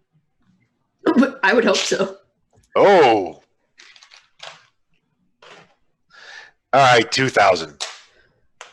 Fair enough. Redan, you got it right. Yep. All right. Yep. Fantastic. And like I said, it's worth at least 5,000. I wouldn't accept a penny less. If I He were takes it in. And he's like, all right. Now I got to get back to processing this paperwork. So when I finally do get the new stock, it can come through the port. Fair enough. Do you I mind? have a good one. Oh, Do you mind where the alchemy shop is? I know what the other You know? Shogo knows this place, yeah. yeah, he knows the town. Right. Okay. in this town. This is the only place I know things, but I know. All right. So you guys come to a shop for alchemy. If you It's guys don't called. mind. Oh yeah, no. Redan, you're holding on to that 2,000 gold, right? Yeah, I got it in the log already. The shop is called Paula's Potions. Okay. Is there a sold owl sign on the door? No, there's not. Okay. All right. Enter. We're How gonna you doing, man? Welcome to me shop. You want some potions in here? yeah. It's a potion shop or an alchemy shop? Which one is this? Potions. A little bit of both. Oh. I don't know if I can do this in the entire time. Okay, let's go. Okay. I'll work with that. Yeah, alchemy generally does potions as well. Like they. They, yeah. Do you have any special arrows that was made with some alchemy with it? What are you looking to do? Acid arrows, by any chance? I got just the thing for you. And Oh, she goes underneath the desk and she grabs a couple things. She's, purple worm saliva. It'll burn through your enemies like nothing else. oh. Yeah. Okay. What else do you have? Just out of curiosity. She shuffles around underneath. She's got a, Yep. The broadcast you were watching has ended. All right, we got to backtrack to this arrow business. who dares? Okay, there we go. Hello. And we're back. Who I wants? didn't do anything. Sorry about that, folks. How much, wait, how long ago did it go blank? Just so we know. Just like 2 minutes ago. Oh, okay. That's not. All right. That's fine then. Yeah. The arrow bits, I bet. We're good. Awesome. Okay. Okay. Anyway, How many of these do you have? How many do you need?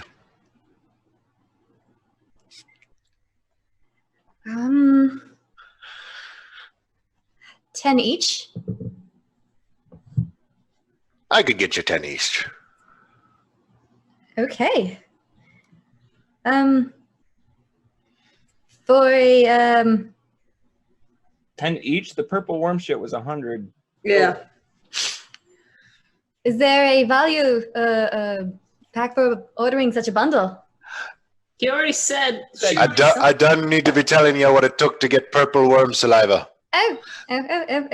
So the price is firm. Often do you get customers in here? More and more now that all the magic shops have closed up. What if I can tell you this, that I can help promote your store so you can have more and more people come in?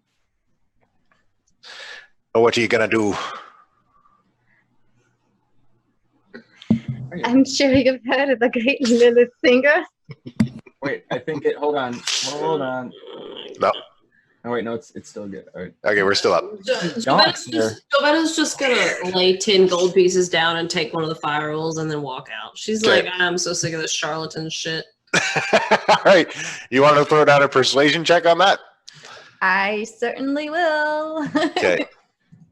Okay. Boop, boop, boop, boop, boop. Persuasion. Okay. Let it be good. No, No. How is it's all right. Oh, yeah. It's all right. It's a, yeah. She goes, I'll tell you what. I give you the purple worm saliva.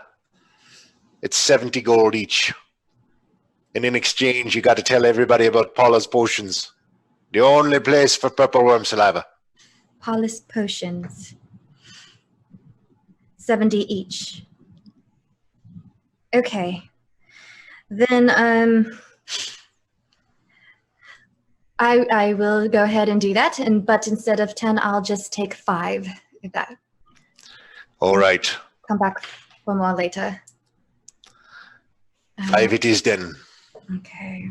Would we be able to order some of that fire oil and have it sent along or delivered? You got a ship then? Do we have a ship? Well, yeah, we have a ship, but we're going in the other direction. We actually need it dropped to a location differently than where we're headed. Okay, where do you want it sent to? Are you familiar with the Avalon Knights Academy? That old ruin.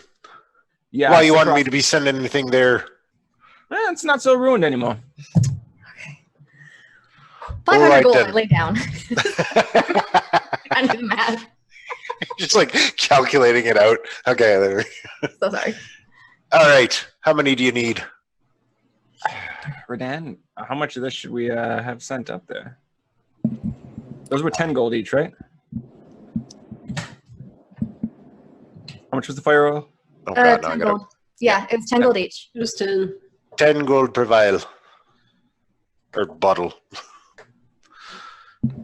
Don't forget, we have all that oil from the Mage Tower. Oh, yes, but this is different. This is, as soon as it is exposed to air, it catches fire. Quite a bit of possibility with it. Not good if you're rolling that ones with it. Make sure you do good on your dex throw. I mean, we would want at least enough to supply our archers in the guard tower, yes? Yes, we do need. Let's, at 10 gold each, sure. Let's take, could you have 20 of those sent along? No problem. I'll get a crate together and send it out. All right, I'll slap down 200 gold. All right. I am also looking for potions. Okay. What kind of potions do you want, the big fella? Do you have anything that will make me faster, will let me fly, be invisible, or breathe underwater? Dan's got a list. You got a lot of aspirations there, big guy. All right. I got the water breathing, and I got a potion of haste. And how much are those? The water breathing potion's only 5 gold. The potion of haste, I set you back 25. Do you only have the one of each? No, I got a couple of both. Is haste the same as the potion of speed that I have? No, haste is something else. Okay. I will take as many as you have. All right, she can hook you up with 10 each. Yep, done. All right.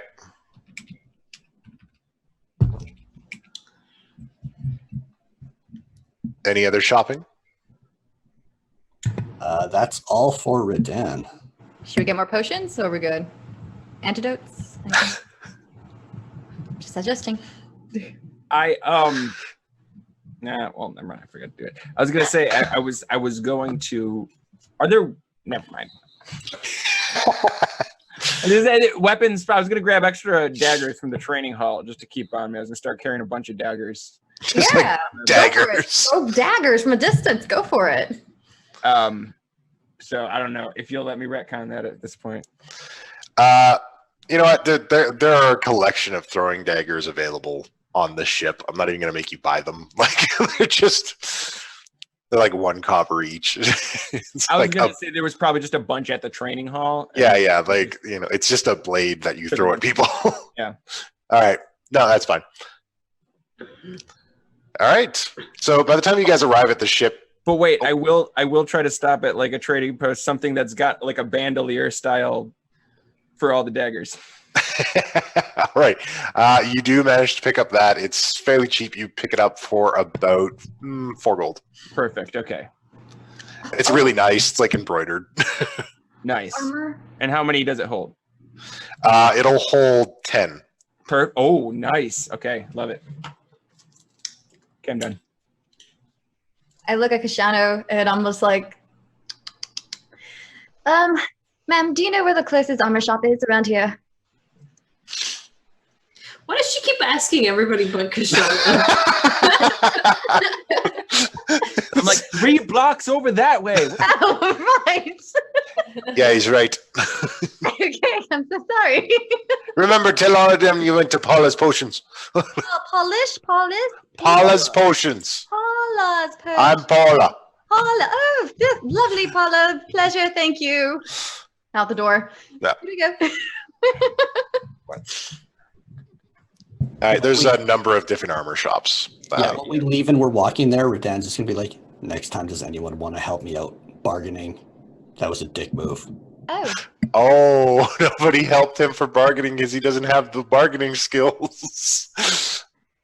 Jobetta's I gone, by I the way. didn't bargain, Yeah. bargain for Jobetta's my. already back on the ship. You're back on the ship. Okay. Oh yeah, she's been back on the ship for a while. next sorry, one. I Next didn't- one. Oh. Yeah, I didn't think I forgot to bargain for my own things. All right. So yeah, there's a number of different armor shops. What are you guys looking for? Yeah, Lilith, what are you guys looking for? Looking up and down. You need an upgrade with your armor. No doubt about that. Something that's studded, not just plain leather. Redan? Oh, you mean Kashana? Mm-hmm. Why? Why? It's not like I have a tendency of shouldering into people. I don't know what studs are going to do. Better protection, something. You keep going down. Yeah, but I get up again. Can you ever keep him down? And now we've come full circle. We got there. Okay. We can go back to the ship. All right. I just don't. It's cumbersome, you know. I don't want Hmm. to add weight to it. It It's an also, additional, like 2 minutes to take it on and off. I feel like it invites attacks. You know, I like to be subtle about my armor. I feel like if I armor myself up more, people will just want to hit me again. I feel like they look at me now and it's like, I don't want to hit that dude. He's not wearing any armor. I mean, they He'll clearly probably die. they clearly are going to hit me. Yeah. I think I just got one of those faces. Yes, you do. All right. So what else then? All right. Well, by the time you guys make it back to the ship, everyone's preparing to leave. Scout. Okay. You've been cleared. You're good to go. Jobetta's literally like swimming raps left. She's just like, woo, water. Let's go, people. Let's go. Radan, a gentleman walks up to you and palms you a small jade owl. Oh my god, what does it do? How do I make it work? What's its name? Its name is whatever you give it. Spend the night with it, come up with a command word, and you'll be able to instantiate a giant owl. Mr. Stone sends his regards. A giant owl. Thank you so much. And Radan tries to sneakily put it away as sneakily as possible. Very well.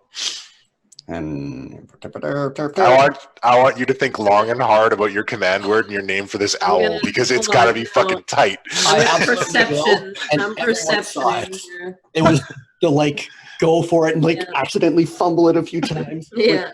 Yeah. Shana, what's up with all these 20s today? You notice I'm not in it. combat. You both notice him receive this. Jobetta says, as an aside, she's like, "Ooh, Salune loves owls. She certainly does. It is. It's her favorite animal." Radan. Look, it was that or a dog, but I didn't want to create because look, Riptide's not gonna like it if you get a dog. If you get another dog, Riptide's gonna be pissed right off. That would have been hilarious. He doesn't want a doggy friend.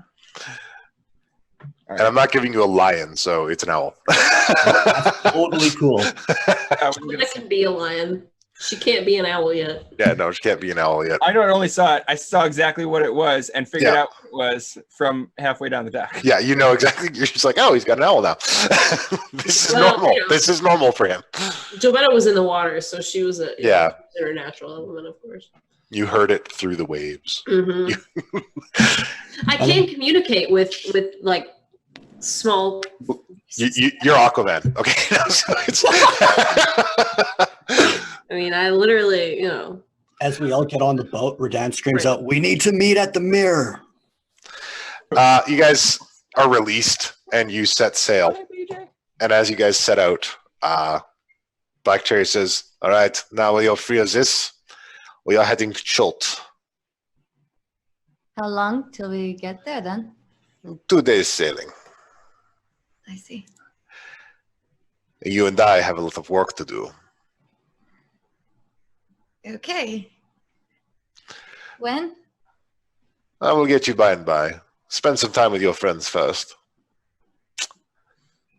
I have to navigate us out of this dock. Okay. All right.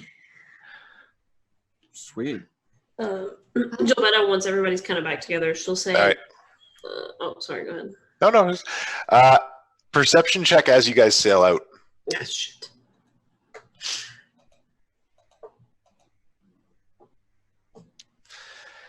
Wow.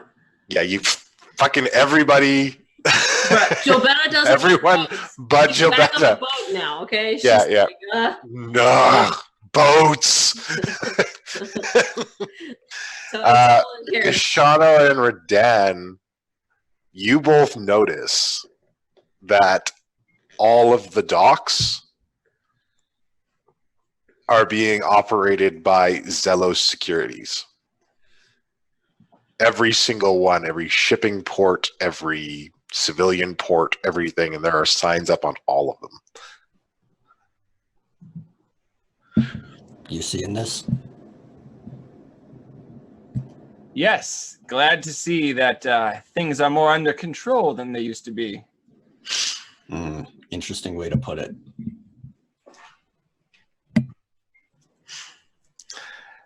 And you guys eventually sail through the massive stone walls that mark off the area of the Waterdeep docks. And you're out in the open sea. I'm going to go back over to the first mate and just ask. A thought occurs. Would it be wise or advisable or permitted to mark the ship with this rune that we have to prevent scrying? We could take care of that while we're at sea. It wouldn't impede anything.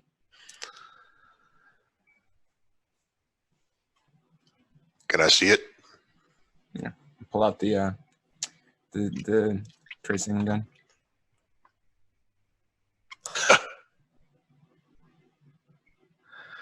Live in a mysterious world.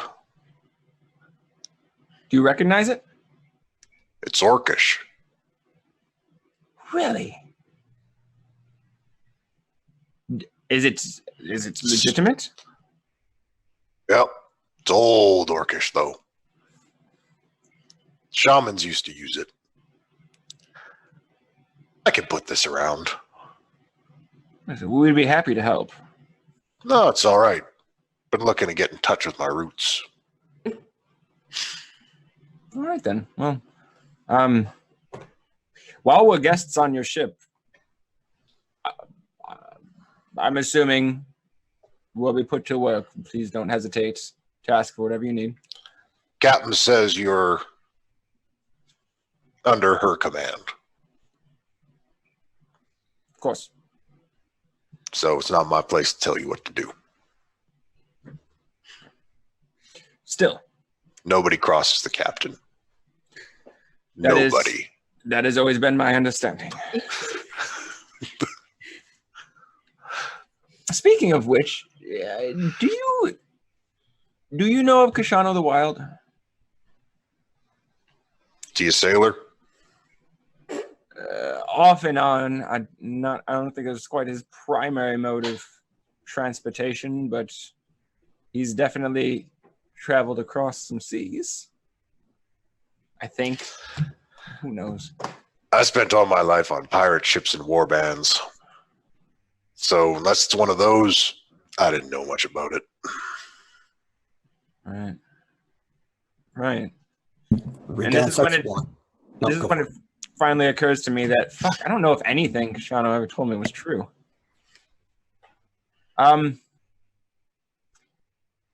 Very good. Thank you for your help. No And- problem. And I'm going to the mirror. Yeah, Redan's walking down. He's like, come on, mirror. Mirror time! I love this show.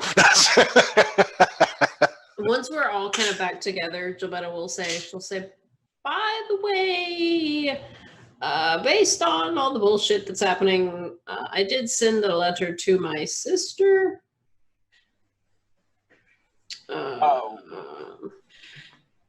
Okay. So there's that.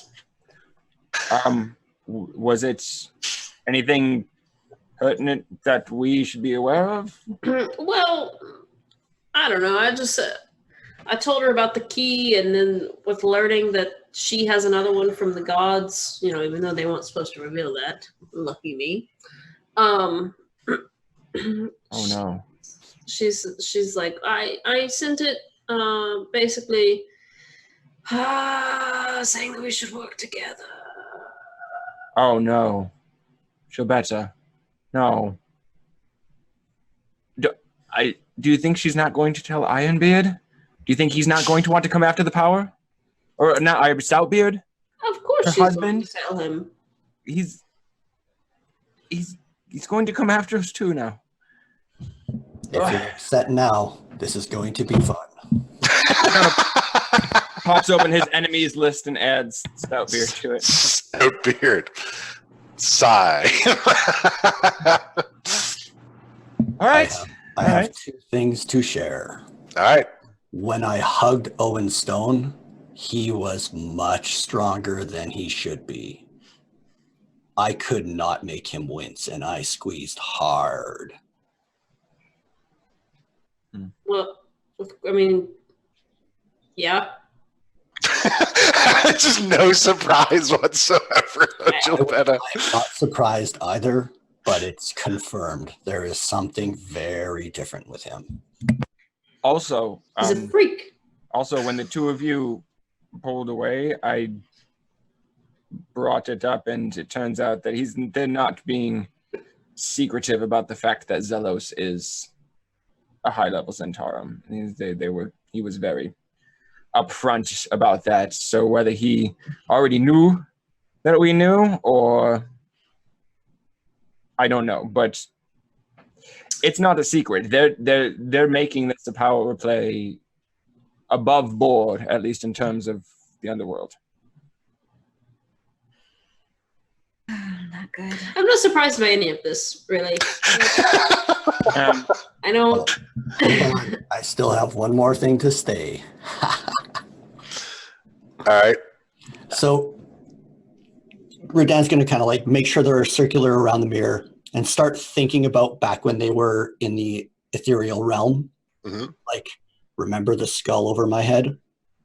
Mm-hmm. Oh. Remember when we were in the vault and the mirror flashes to the vault, and Yep. it's like when I went to find the secret passage, I followed what I thought my god said, and it led me to this book. And Radan pulls out the book. It's got an image on the book that looks like the skull that you saw following him around in the ethereal realm. But it says, "Are you a fucking warlock?" That is what Penn thinks. I told Penn about it. He thinks that the voice I've been hearing is the voice of a patron, he said. Jobetta's actually going to turn to Kashana, and she's going to be like, "You with your fear of warlocks, and you let it slip under the roof." What? You say let it slip as if I ever had any... I don't know shit for warlocks. Yeah, man, I'm just saying, like, what? The best part is when I spoke to Calazar, I heard his voice inside of my head. Whose voice? Calazar. What? Like, you had a telepathic link with him? I don't know, but I heard his voice. He was Yes. talking to Because himself. I know a lot of warlocks, they create telepathic links. I'm gonna stare at Radan and think. Can you hear this? Radan's gonna stare back. Kashana's like, "I'm thinking hear so this? loud right now." Thinking as hard as I can. Oh, let's see. Taking a huge swig of wine right now, or whatever. Radan, you hear exactly what Kashana is thinking right now. Say the word And for jambalaya. a brief moment, that eye appears on your forehead, Ah! and everyone can see it. Oh, sweet. Say the word jambalaya. Jambalaya. Holy shit. Holy shit. What just happened there? he think of a word. Think of a word that Redan would never think to say. Think it at him real hard. Are you doing it? Okay. He doesn't get it. Jobetta's like, well. The eye closes and fades. It went. Look, it went away. Is that even allowed? You can have. I mean, don't you worship a god? Already? I don't understand at all. Well, warlocks aren't so much about worship as they are about deals. And allowed by who? I don't know. I mean, I understand what she's saying, because if you worship a god and you make a deal with another deity, then the one that you worship is probably not going to look so kindly upon that. All right. Why are gods so petty? Technically, this isn't a god. It used to be a god. Do you know his or her name? How do you used to be a god? Redan's gonna think about the Deep Dura and see if the mirror does anything. You think about Deep Dura, and you see the history of how she was worshipped by mind flayers and deep dwarves and deep gnomes, and then you see how she was usurped by other Underdark deities that you don't entirely recognize. Jobetta says, I don't like this one much. I don't like that he can read minds. Yeah, he seems to not have control over it, though. Is that better or worse? Not having control over a spell is worse, don't you think, Kashano? Hey, The friend thing. hey. But- I'll have you know, I consider you all my friends. Nothing happens. Anything? Nope. Jobetta, like, Figure it out. just as a joke between the two of them, because the other two don't know, just as a joke, Jobetta, like, picks her foot up like she's going to kick Kashana. She says, remember what happened last time. Right. And remember what happened this time? Nothing. I've got it under control. All right. That's good to know.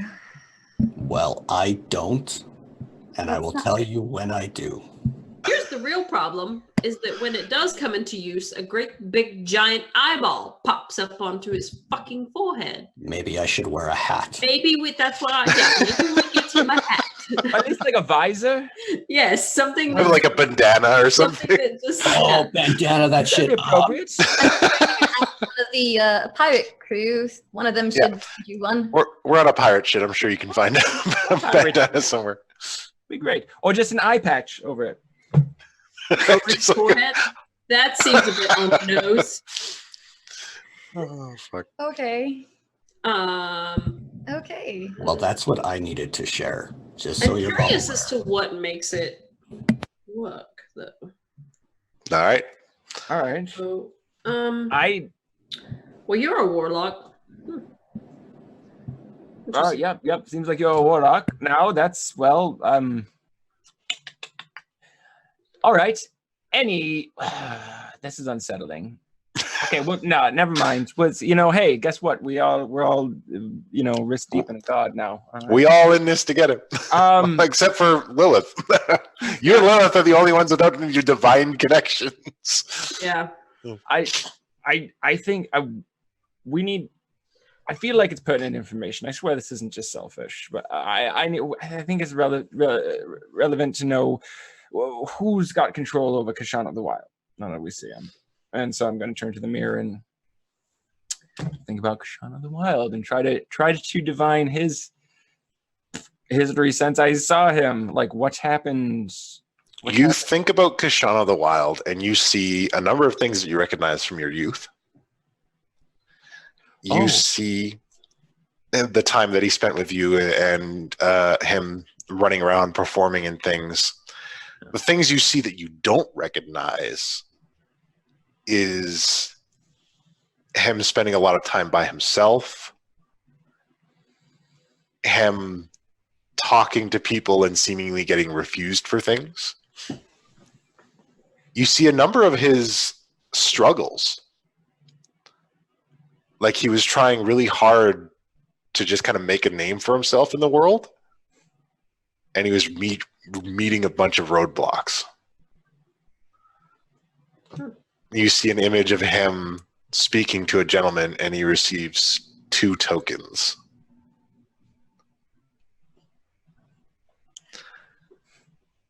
And he's told to go to the Carnival of Opportunity.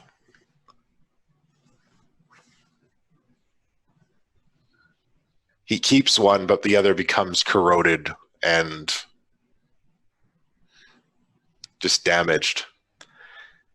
The other one is worn because he's always looking at it and feeling it over. The day he decides to leave and go find it, he gives the corroded one to you.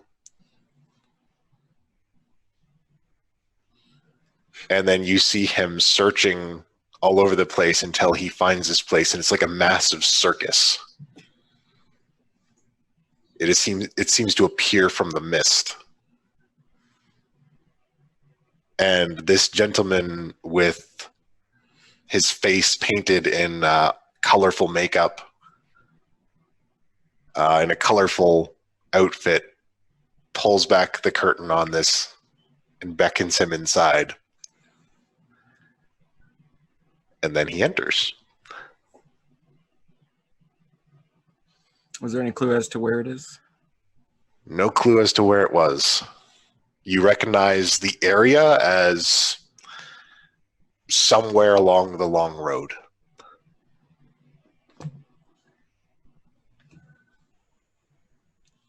He only had 2. That's it? Where's the rest? He only had 2 tokens. He gave one to you. I'd always just assumed that there was someone like me in every city.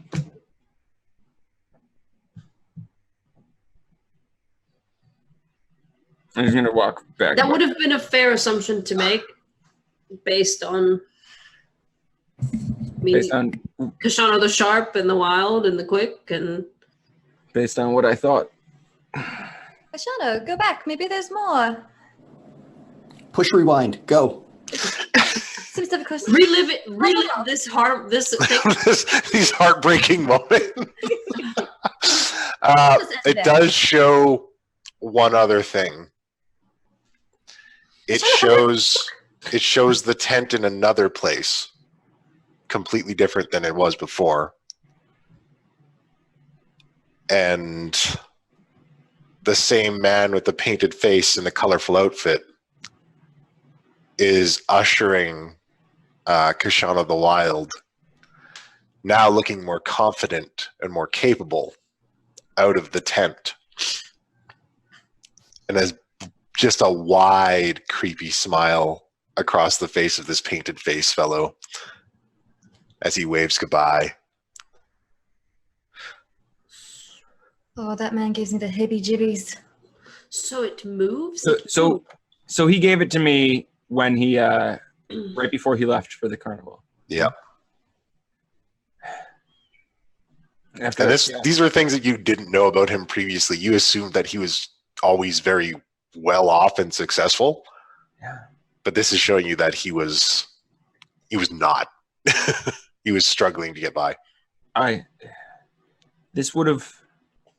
tell the others, this would have been right after I discovered the wall, or the room in the shaft of the yawning portal. That's when he gave me the token. This was a few years before he disappeared, but not that long.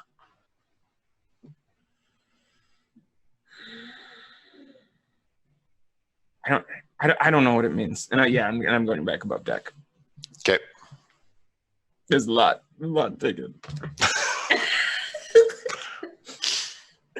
All right, who else wants to ask the cutscene mirror for Yeah, something? Dad looks at everyone else and he's like, I have lots to ask. You go first. Lilith's gonna go look and be on deck too. Just not being You're there. leaving too? Lilith is staying far away from the mirror. Oh, what else? Are you guys gonna look in the mirror more? Redan said he was. Redan just told you he was going to. I'm spacey today and drinks more. Okay. All right. Are you leaving, Lilith? Are you dying, Lilith? All right. Night. Medic! Medic! All right. It's going to be okay. Try drowning. In the meantime, Redan, is there anything you want to ask? Redan will start with the non-sensitive stuff. Okay. So something like something to share with Gilbetta. How about the key? More specifically, now that we have a name of this place, the area, anything that we can learn about it specifically for the underwater temple.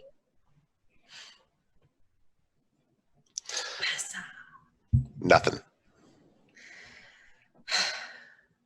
Gilbetta, you try. I don't. It's not. Okay, I'll try again. I don't. It's not. Clearly, I'm not supposed to know anything yet. I don't know. Oh, I broke continuity on this one. Whatever. Retcon. Nothing. I was just thinking about something. Never mind. Go ahead. No. Nah, it's all good. All right. Redan's going to start thinking about Lord Zelos, the second and the third, trying to see if they're one and the same. You think of Lord Zelos the second, and you see a man that you recognize from the painting back at the party. And he is clad in black armor. He is atop a horse and just rivers of blood everywhere he goes. You eventually see that he is shut down by a group of adventurers that invade his stronghold and dethrone him. And you see him in his final moments facing these people, brought to his knees and beheaded.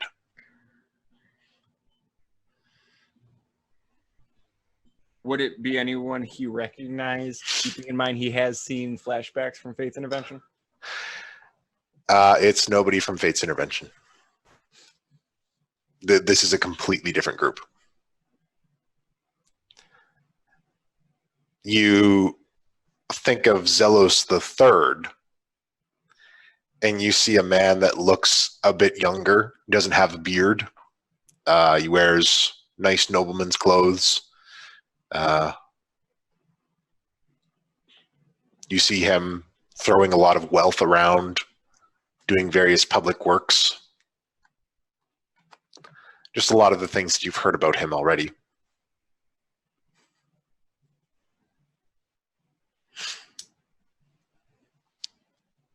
But you don't see any younger versions of him Younger than what? Like than what you have seen him look like currently.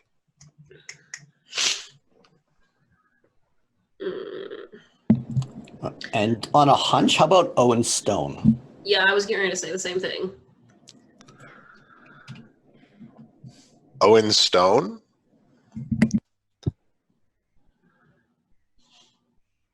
An image starts to form, and then it's fogged over. Tap at the glass. Try to smudge it like, what's wrong with this glass? What's wrong with this thing? Almost as though it's being obscured. Well, that's not creepy at all. Jobetta's like, see, I told you I don't like him. I don't fucking like him.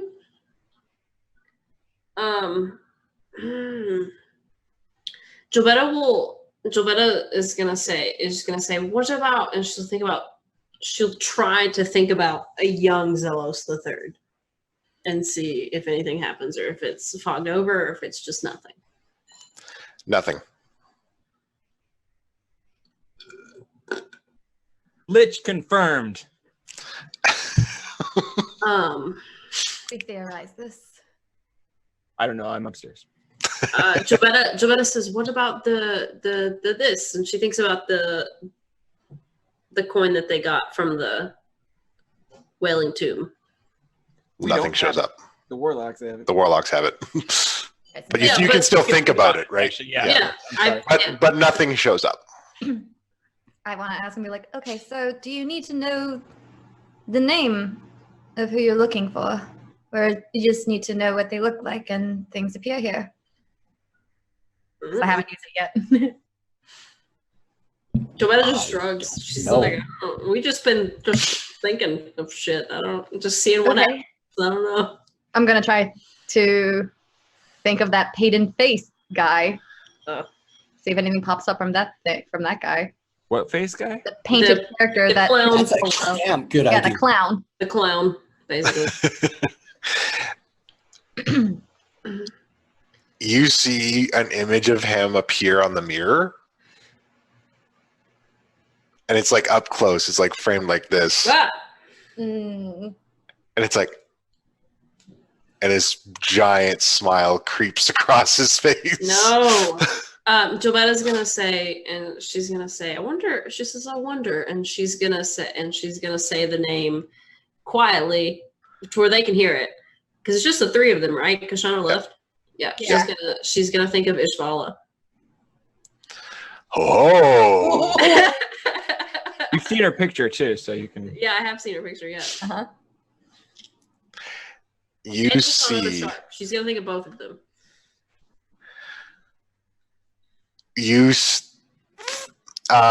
Fuck. Oh, In what order? Because it changes. In what order do you think of them? Ishvala first. Ishvala first? Thought that I had, so I guess. Okay. No, So I'm not there for this. Ishvala is in a place you've never seen before. She's running what appears to be a grift on a number of noble people.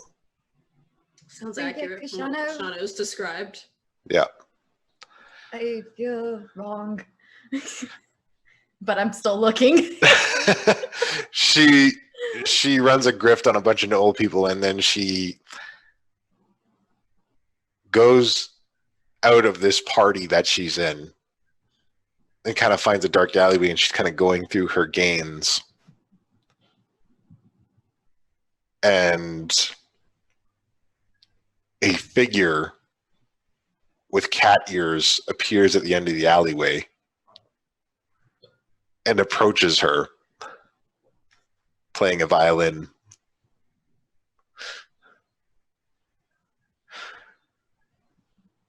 And Jovetta will immediately, does she recognize it as Kashana the Sharp? You recognize it as that figure that played that ominous violin music that followed you in that place below Waterdeep. It's the Wild. He plays the violin. Sharp doesn't play violin. Jobetta, not cool.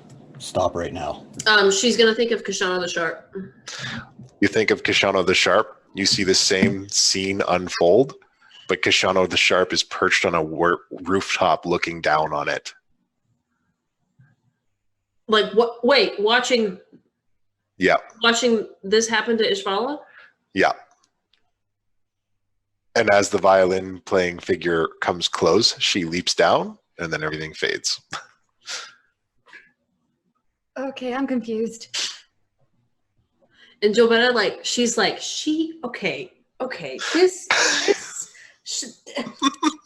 she's like, she betrayed Salune. That's like her first thought. Like, she's like, she worships Salune. She's doing this bad shit. I Does know she what say that happened. out I know loud? exactly what was being described. I wasn't there. Does Jobetta say that out loud? Or Yeah. is that a thought? She'll be like, because if Lilith was like, I'm confused, Jovetta would be like, okay, so that's Kashana the Sharp. She worships Salune. We hung out. It was cool. And then she just disappeared. Thought we Oh, had a great night. She ghosted me. She literally ghosted me. All right. That was not cool. Please do not invade other people in this group's privacy. First of all, How would you feel if I had dug into your past? go for it. I dare How you do to do you it. think Kashano will feel knowing you dug into his past? I think that Kashano wants answers. And those Are we answers are kidding for me? him. She's like, seriously, Radan? Indeed. The guy that's hidden this secret book that you went off on a mission to get? You are more than welcome to look into my past, but I gave you that permission. Kashano did not. How would you feel, Lilith, if I thought of your parents or of your childhood? Don't, is all I can say. Exactly. But it's your choice.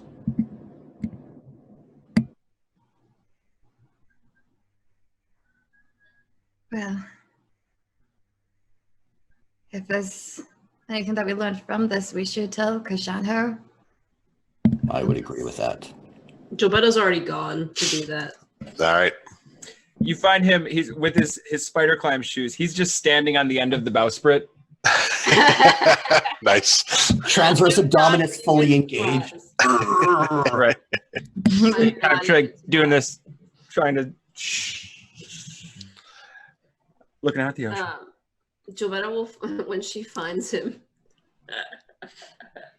We've turned to a spider. We can't she's talk. not gonna say anything for a minute because she's just gonna like relish that he's just being delightfully Kashano and just doing some weird shit. Just enjoying it. Yeah. And then she's gonna say, Kashano.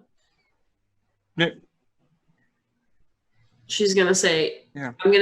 she says, I looked in the mirror. She says, you can look at it yourself if you wish to see it unfold. And then she'll kind of very delicately lay out the events of what she saw. She says, I was curious. She said, because Kashano the Sharp came and left, and we haven't seen or heard from her since. And she'll tell him like what she saw, and from both perspectives. That's very like her. Which one? Both of them. From what you're describing, it sounds like Sharp succeeded in finding Wild and tried to intervene with whatever was going on. Got caught in the crossfire. So remind me, what did you feel when that music was playing? Did you feel any type of pull or? I felt as if he was. You know when Richard does his scary thing? Yes. It felt like that. Like it didn't hit, but it felt like he was trying something like that. Fear. To like frighten or charm you or some sort of. To likely to paralyze us with fear. I mean, that's just one. So I've learned that song since. So, or one that accomplishes the same thing. Yeah. It's not that uncommon, but something about. I've heard him play that song before, and it was never did that. Never like that. It was never But like that. If were he and Ishvala weren't they close at one point? They never met. As far as I know, I didn't meet her until after he disappeared. Well, they've met now. Apparently, whoever. Do you think that one of them scratched that onto the wall? I'm certain of it. And actually, I'm glad you brought that up. I had a conversation with Penn before we left. Or no, with Richard. I had a conversation with Richard, rather. he's aware of techniques used in matter cadavers. What? Menzo Baronzad. Oh, you should like That is now canon. The techniques used in Menzo Baronzad, they're not magical. These rings won't protect us. The only thing that's going to protect us is not getting caught. The techniques are psychological in nature, and there's a trigger phrase used. You saw how panicked whoever scratched that in was. I think it was a moment of lucidity and trying to let me know how to help them. Wait, so So if you're we saying come that across- you think that was scrolled into the wall Amber Mist. is a code word. It's some sort of triggering phrase to turn them off. Them or him? Because if It could be different words for each of could them. be, Whoever it yeah. is that put it there was trying to, I think, send a clue. I'd say it's worth a try if we come across them again. And did you say that you had heard that phrase before or no? No, as far as I understand, it's arbitrary. Maybe it has meaning in Menzo Baronzan, but not to me.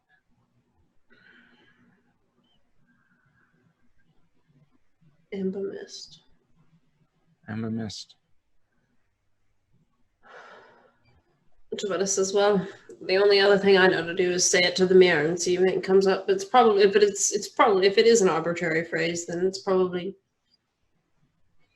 it feels relevant though. It feels too specific to be read. I don't think, if it does bring anything up, I don't think I want to see it. I'll trust you to pass on any pertinent information, as you've done That's here. why, well, that's, Redan had some shit to say, but that's why I did this without you there. because I wanted to... Can I just say how much I fucking love Gilbetta as a character? Her whole thing is, well, I was right. And that's what I'm going to bring back to her dad. No, she says, I wanted to check these things without you there, and that way you could know the details. And if you wanted to watch it unfold, you could watch it unfold. We're going to go back to You her don't dad. have to watch that because I know that you care deeply for Ishvala. Back to her dad, like, bitch, I fucking told you. You know, She does say, she'll say, and Redan felt like I was invading your privacy. If you feel that way, that's not. I just knew that I didn't think that you would want to watch that unfold because I didn't know what it was going to be. I can see why Rodan might think that, but you know, I checked out the key. Fair is fair. And I mean, you appreciate pulled it. the key out in front of gods. Literally. Yeah, I would have checked on that, but I didn't think about it till the moment. So No, there wasn't time. I'll be honest. I freaked out a little bit because I was like, "Ah." this is good though. We're getting It to worked know out. how each other's. I feel like this is where we finally, you know. She'll say, I know what you're saying, and then she'll awkwardly. You just talked over a great moment.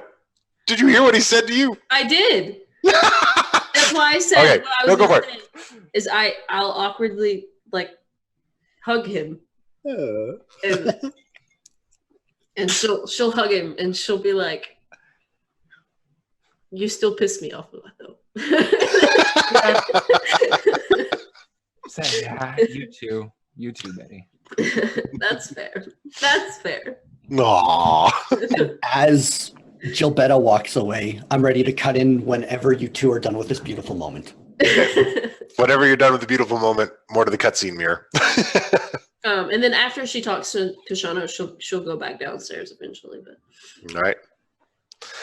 So, Approaching there, what was going on? well, Redan was still waiting at the cutscene mirror. I imagine he has more things to ask. I have a fuck ton more to ask, but like I recognize time, so I'm just going to do one thing that's more important. Okay, what's I that? can't believe I'm saying that. Redan looks to Lilith Uh-oh. and pulls and pulls out the gaseous form potion Mm-hmm. and 2 water breathing potions Mm-hmm. and says, I know you're afraid of dying. These are for you. This one will turn you into a gas so you can escape. These 2 will help you breathe underwater. Which seems how we're in the middle of the ocean. That's very kind of you. I don't want you to die either. And I don't want anyone here to die either. I'm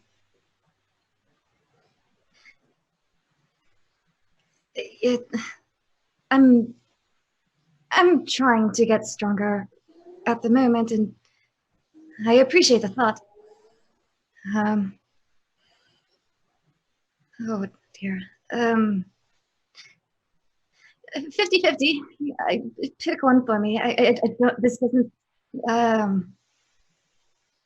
you sure? Yes. I'm impressed that you are learning to become stronger. If you ever want help with that, please feel free to ask.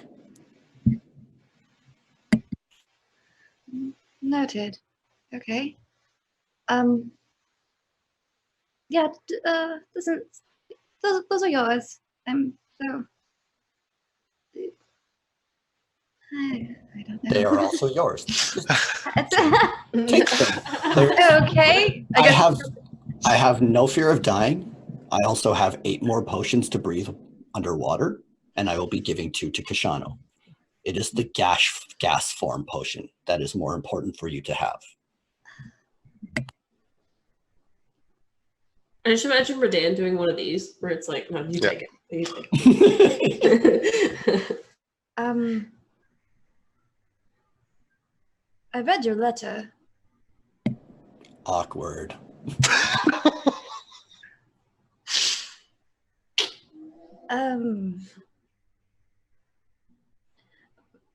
You know you can just talk to me in person. I know that, but Gilbetta is around a lot.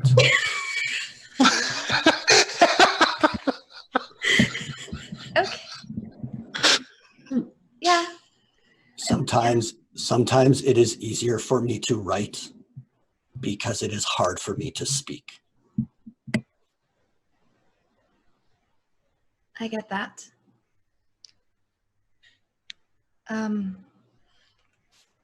Right. Just a quick question. This letter, you wrote this before or after the fight in the Mage Tower? I wrote it when we were in the vault, when I should have been with Kashano.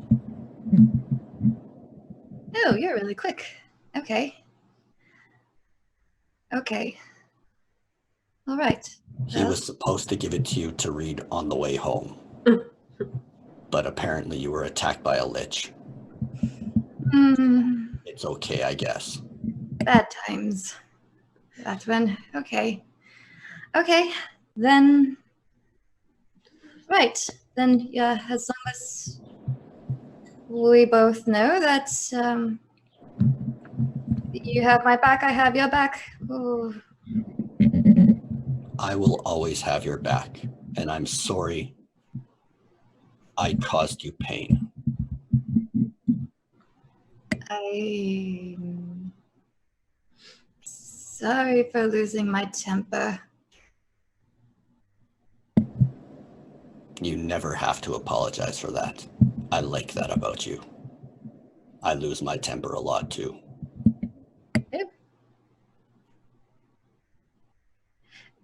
So I don't need to hold back then. Okay. Never hold back. Just go on and rage, as you say. One Starting to feel a little awkward.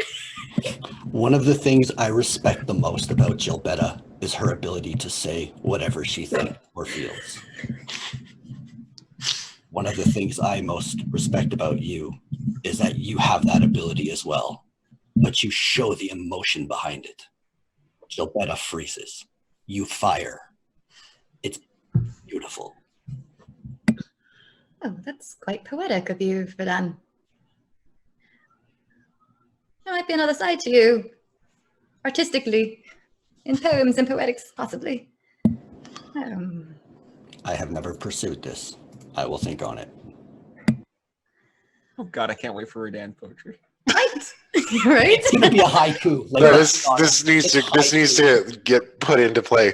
Oh, yeah, it needs to be a And more. what makes it even funnier is that it's like, oh, you have feelings, and he's like, I'll think about that.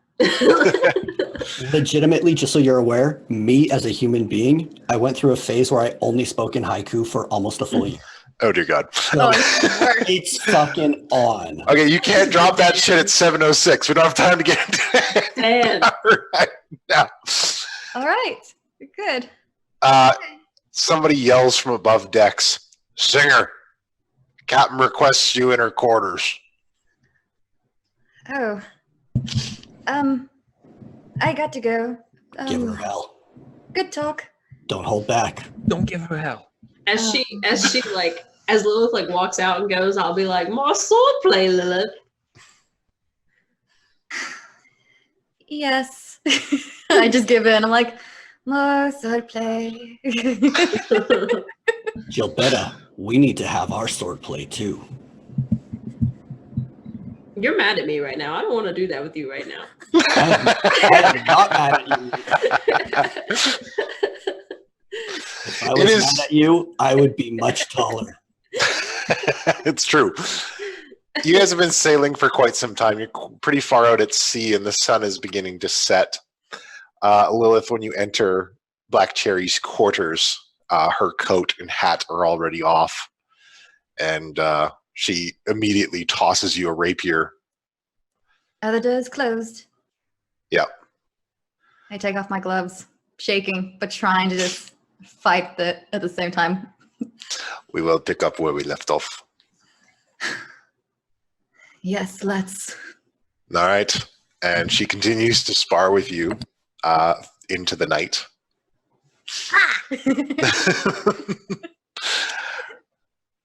You all have your own quarters prepared. Is anything anybody wants to do before you guys go to sleep? Redan needs to find Kashana really quick. He's going to Okay. spend the whole freaking night with the mirror, but that's a later day. Okay. Yes, no, because I want to talk to Redan as well, so we'll easily find each other on deck. Oh, yeah, absolutely. Redan walks up to Kashano, says, I'm sorry that I did not stop Gilbetta from looking into your past. I understand why she did it, but it was not hers to look into without asking. I understand that perspective, but to be fair, all of our fates are a bit intertwined at this point, and by extension, and also possibly beforehand, according to what Cookie had told us, our pasts as well. So I appreciate your concern, but she has my implicit permission. I'm frankly glad I didn't have to see it myself. I understand. Just so you know, you and everyone else are welcome to look into my past as you see fit. That said, Redan pulls out 2 water-breathing potions. Don't die. These are for you. Gladly take those. Actually, that reminds me. You said you were going to give that gaseous one to Lilith, yes? I just did. Perhaps you might make use of this one. And he busts out the Frost Giant's strength. This Ooh. will up your giant powers several notches. Fuck, what is that? That's like a 26, isn't it? I'll get you the details. Ooh. Y'all and your little assassin. Sweet. And I like how the party, like the whole group has just decided that they will express their emotions in potion exchange. beginning of gifts is our love Gilbetta ain't got language. no potions, and none of the time, like most of the time, somebody tries to give Gilbetta a potion. It's some shit she can already do. Right. So it's like, But it's the thought that counts. Don't be a bitch. So Redette, one more thoughts. I don't think it's any secret at this point that I'm kind of disappointed in Spoonie's tutelage, but he did give one piece of advice that's really paid off. He said to, and I don't know if it's going to work the same from a warlock perspective, if this is just a bard thing, but to gain control of handle on the weave, whatever it is, I had to answer 3 questions for myself. Say, who am I? What am I doing? And where am I going? Perhaps if you can narrow those down, I mean, I think you have a better sense of self than I ever did, but perhaps if you can narrow those down a bit, it might help you gain a bit more control. But I can answer those now. I am Redan. I'm speaking to Kashano, and I'm on a boat. I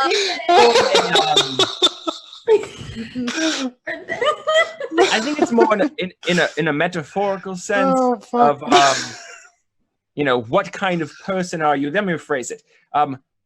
What is your purpose? Not just what you've been sent to do or why you left home, but what is your reason for being in this world? I think I understand what you were saying. Perhaps it will help you connect better to this entity that's granting you these new skills. This will be an interesting journey. Just so you know, before we part ways, I'm proud to be working beside you. I feel like this is something I will remember for a long time. I feel the same. Yeah, and I'll go back to quarters, and before bed, I'm gonna start playing a song, playing it all the way through for the first time. If you wanna be somebody else, if you're tired of fighting battles with yourself, if you wanna be somebody else, change your mind. Because it feels like an ethereal song, but I don't know. All right. Okay. And Nothing happens. Nothing happens. Just because I gotta say it before I forget about it, because it's been on my list for another month. Okay. When Kashano feared Redan, he saw a piece of obsidian bleeding out from his chest, and anything magical he had on him would have just fallen away. Okay. All right. That's a nice detail. Okay. All right. And we will end the session there for today. Nothing happens with the song. Damn it. He didn't say nothing happened. He said we're ending now. There's a difference. I will close out today. No cutscene today. That's just where we're going to end. Okay. Oh, nice and clean. Nice and clean.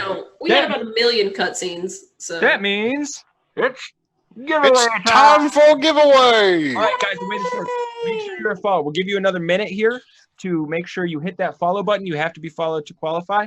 And then once you hit follow, go ahead and type in the chat the secret word, Black Winds. Type it only once, or else you'll be disqualified. You know these rules. Yep. I'll type it for you here, just so you can make sure you spell it. 3 of you. Black Wind. No, we got a crowd. We got people. Crowd. Our normal crowd showed up. So yes, come get in on this giveaway. While everybody's taking care of that, guys, what are you working on? I don't know, mostly this. This. Gilberta, any new episodes coming out for your show? I think one comes out tomorrow. And where can people find that? Where can they see this? It's on the YouTubes. It's on the YouTubery. So it is a show called Uncovering Arcane. It's kind of a mystery show. Just the little 10-minute episodes. They took a break because the first season is 10 episodes. They took a break last week, I think, and I think they're starting back up with episode 6 this week, tomorrow.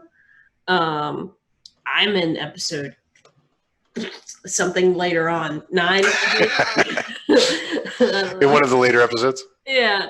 But it's a pretty decent little, there's some decent little mystery show. All right. Some interesting writing. Sweet. All right. Got any new comics coming up, Melissa? Yes, I am getting through the drafting process, and this time it's going to be another dog comic coming up. I love the dog comics. They're gonna good stuff. And of course, always check out here because tomorrow we're gonna have Too Many Warlocks, and again throughout the week we're doing a lot of different games. What are we doing? Minecraft. We're building the keep. Also, some of us are building the keep. Some of us are building mountain fortresses. Don't worry about it. Some of us. Worry about it. Because big things are happening with Little Mountain. Okay. Grand opening of some sorts. Under the mountain. And we've recently started playing a little bit of Sea of Thieves as well, which we murdered one person next time. Maybe we'll murder some more next time. The gameplay on that last night was wonderful. I enjoyed watching it so much. I'm so upset that my computer won't run that damn thing. Like whenever people are like, oh, you shouldn't do that as me. It's not called Sea of Friends. It's not called Sea of Friends. Which it's so perfect that you guys started that last night before we had our big pirate ship adventure today. Yeah. Right. Really good timing. I've been thinking about this. And we're just getting in on the giveaway. Get in. So it looks like Are we out of time? we can take as much time as we need, but I Well- don't know. There's people watching. I don't know what happened. Did well- they drift away? Look, they know what's going on. So I mean, if nobody else is going in, we're gonna give it to BJ. Yeah, so far it's just BJ. That's it. Them's the rules. Better luck in 300.